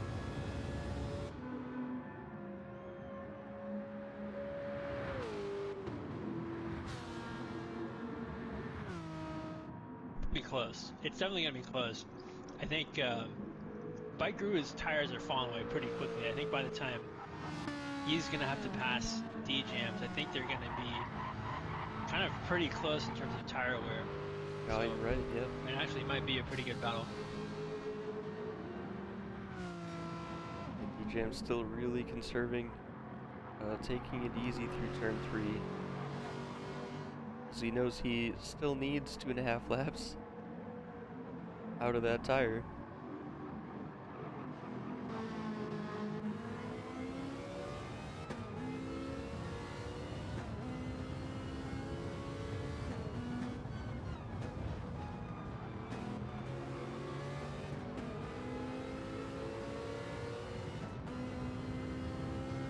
Pressure is really on D-Jams to have a full race stint or a full race be this close to the podium or this close to second place and have Bike Guru right on your tail. Yeah. It's a lot of pressure. That Bike Guru's just closing closer. He's got basically got the splitter under the Aston Martin's rear wing. Looks like he made a little look there before turn 13, realized that wasn't going to work.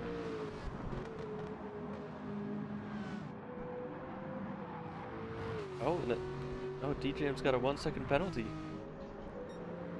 I'm unsure of where that was, but that's basically going to make it so he can't defend the position.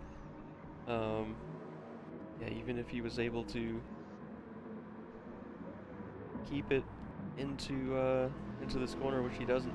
Turn 2, yeah, turn 2, he's back into 3rd place, so 2nd place for Bike Guru on lap 36. And he's going to be happy with that result, I think. Yeah, that was a great job.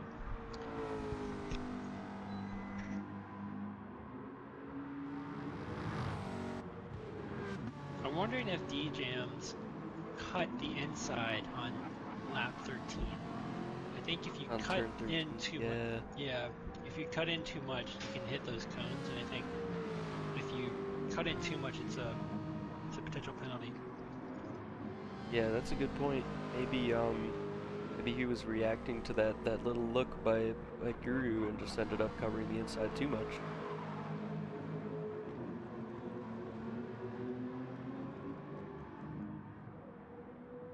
So Silva's going to catch a little bit here. Probably not going to be enough with that penalty, so he'll just be coming on to the last lap. Yep, so Alan's starting the final lap now. He's got quite a lead, 21 seconds back to Bike Guru. Has really made the strategy game to perfection there.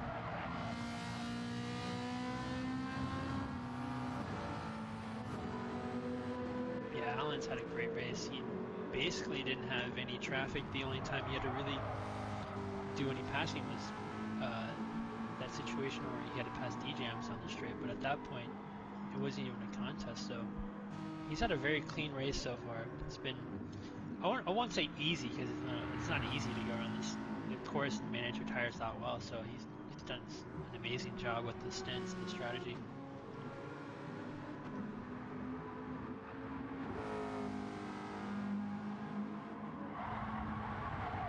And at this point, it looks like Silva's tires are just as bad as D-Jam's at the moment, so it doesn't look like there's going to be any gain or loss there.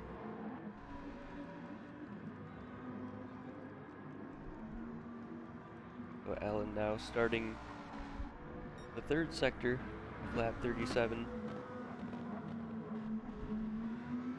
And it looks like it's going to be 2nd win for Bahamut. And this time for Alan. I think he was 3rd place in the sprint last week, and I think it really motivated him to see that there was a lot of pace in the car, and he found it as he takes the win. at Catalunya. Oh, awesome job Wow. from him. 2 podiums in what, 4 races? So excellent job. Yeah. Bike Guru about 24 seconds behind. It's quite a lead by Alan, but it doesn't take away from his second place here today. Bike Guru's going to be happy with that, I think, for second. D-Jams taking another podium for third place.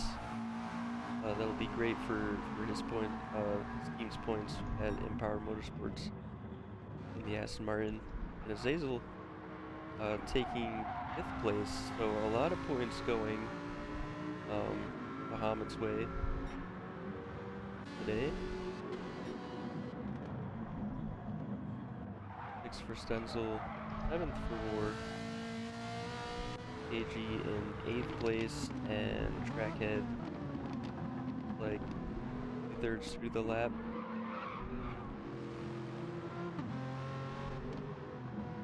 Looks like Rogue is just ahead of him on track. He's in 14th place. So it's a similar result to last week for Rogue.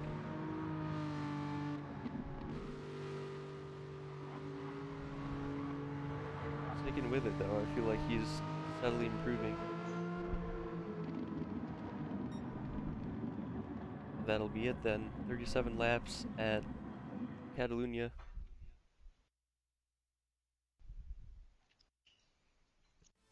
And what a drive for Alan. We were talking about it all race, but it's still I mean, it still has to be said, right? I mean, 24 seconds lead at the end. Yeah, didn't put one tire wrong. Yeah, excellent race. He made sure he stayed out of trouble, kept his pace, was very consistent, had almost I don't think he had any errors either. So no errors, no mistakes. Absolutely excellent job by Alan. It'll be interesting to see how the team points play out with Bahamut making essentially uh, higher points positions paid than the empowered motorsports. So we'll see how that shakes out towards the end once we get the points tallied up. Yeah, they could have taken the lead here in the team championship. So we got DJams here joining us for a bit of an interview. How did you find the car around here? We were talking about in the commentary box how the mid-engine cars had some help just with the rotation, a bit of an advantage. Do you think that was the case? Yeah, I would say so. The front engine car has the speed in some ways, right? I was really happy with the qualifying performance, but overall, the tires burned down a lot quicker than my simulations had, shown me. So I think a lot of that had to do with the battling for P1 for quite a while, and so I reverted from a medium soft strategy to a medium hard strategy, and I think at the end of the day, that's what cost me the win. Um, the battling in the early stages of the race. But overall, I'm really happy with the podium and a lot of learnings from this one. Yeah, that Yeah, was a Toasty and I were kind of talking about during the race when you were battling against Silva and we switched to the hards. We were like, was that a reaction to all the battling that you had done? So that was interesting to hear that coming from you. Yeah, for sure it was. There's some things I think that will need to be reviewed there in those battles. But overall, I think that it was a fun race. And like I said, a lot of learnings. And you can't complain about a podium ever. So I can pop the champagne tonight and feel good about it. yeah, it's certainly a different track than last week was in all aspects really, and I think even with uh even with kind of the Aston's disadvantages on this track, yeah, still put a podium in for points, and yeah, so good job there. Um, Yeah, thank you guys. you also got Ellen in here, so Hey guys. Ellen, I mean, What a drive. Um, Thank you. I'm very, very, very, very pleased with that. I'm quite proud of that. So it was a team effort. Dinosaur and Azazel, like the week running up to it, we swapped strategies. I think if I don't think many of our viewers know, but I'm a big data cruncher, and there was a lot of data crunching, and I oh came in yeah. with a plan. Uh, I, I, I'll be a little obnoxious. It went perfectly, honestly. The tire wear, the fuel consumption, it was all where it needed to be. Um, I knew there was like a big gap between DJM, Silva, and KG in terms of like raw pace, and so that was kind of my strategy. Is if I can make up those seconds in fuel saving or tire management, and it paid off. Kind of, he alluded it to already with his battle with Silva. He wore out his tires, and I just capitalized on it. Yeah, it seemed like other than the first stint, you were just driving your own race and keeping to a target time. We were talking about a couple times we were just comparing your lap times across laps, and I mean you were within a second, um, between like his whole stints it seemed like. So Yeah, the way my like preparation was is like I know there's like a good pace level, and then I know with all the data what time is like the drop and where I like maybe that's where the window is. So, um, but running my own race allowed me to just manage those as best as I could. So I'm very happy with that. It was really interesting seeing the your stints play out. Like whenever we were watching you, it felt very calculated and very planned, and it was very meticulous. It seemed like when you're going through your strategies, like your fuel and your tire wear were basically equal. So we like it's kind of funny we were talking about earlier. We kind of thought you were going to do like a one stopper based on the fuel and the tire wear that you were going, but the yeah, was a one stopper ever a consideration for you? Um, I think with like last week's race with the VSC, that was the first time I've ever seen like what talking with Azazel and Dinosaur about like how to conserve fuel during the VSC. Um, it was definitely a possibility, and it's the strategy I wanted to go with. But um, again, kind of referring back to that drop, there's a part where like not just the times, but just you're like reliably being able to catch the car when it starts to slide out, like right in that buffer zone of 18, 19. It just wasn't there, and I got to strive for consistency if I wanted to win against the top five. nice. Yeah, well it certainly worked out. Yeah, again another great drive. Um, and I think we're trying to get Azazel in here too to possibly talk to him. And yeah, Yeah, good job, Alan. Yeah, thank you, That was great to see play out during the thank you. race. so we'll just wait a minute or two. So just going over the final results of the feature race here. Had Alan in first with Bike Guru, and second place. It was a close third by DJM's Silva in fourth, fifth place for Azazel, Stenzel in sixth, seventh place for War, KG in eighth place, but the fastest lap ended up putting in a 147.9 in the end on the soft tires. Trackhead in ninth place, Dinosaur in 10th, Lamb King and Sir Hames in 11th and 12th, Bishop and Rogue 13th and 14th, with Token Timmy in 15th place. So overall, a very interesting race in terms of strategy. There wasn't too much on track battling going on, but I don't think that took away much from the drivers kind of working towards their strategy like we were talking about.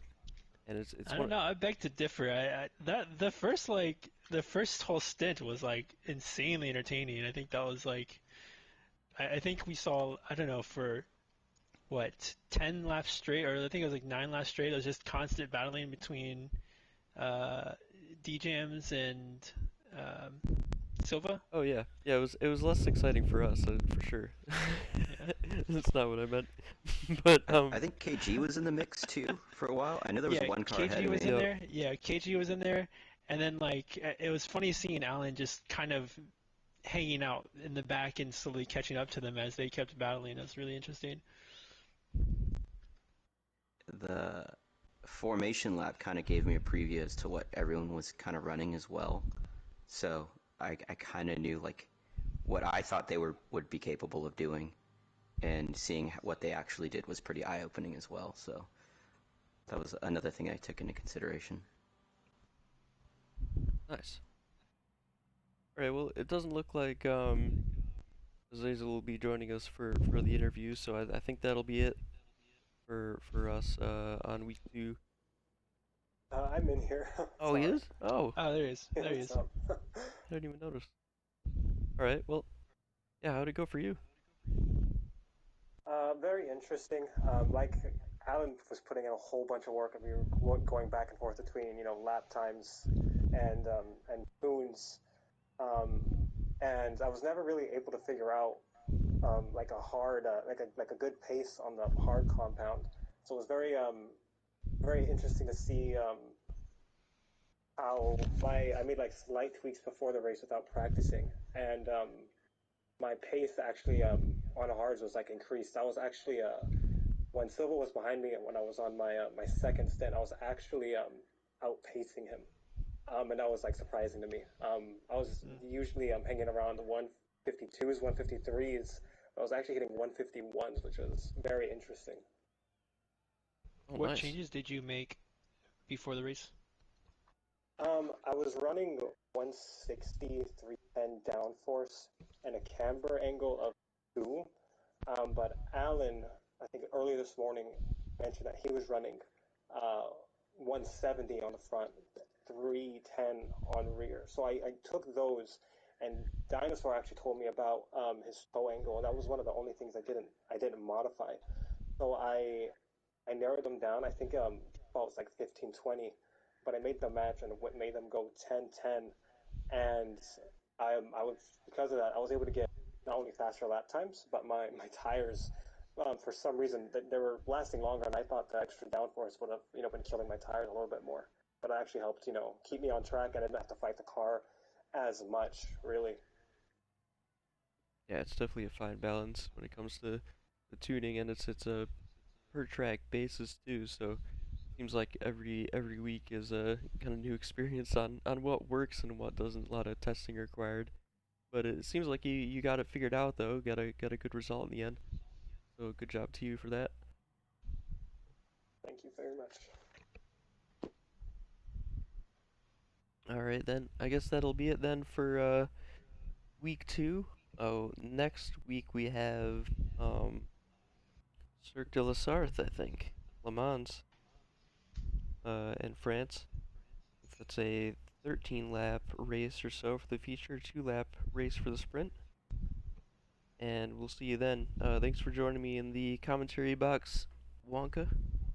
Yep, you're welcome, Testy. All right, we'll see you next time.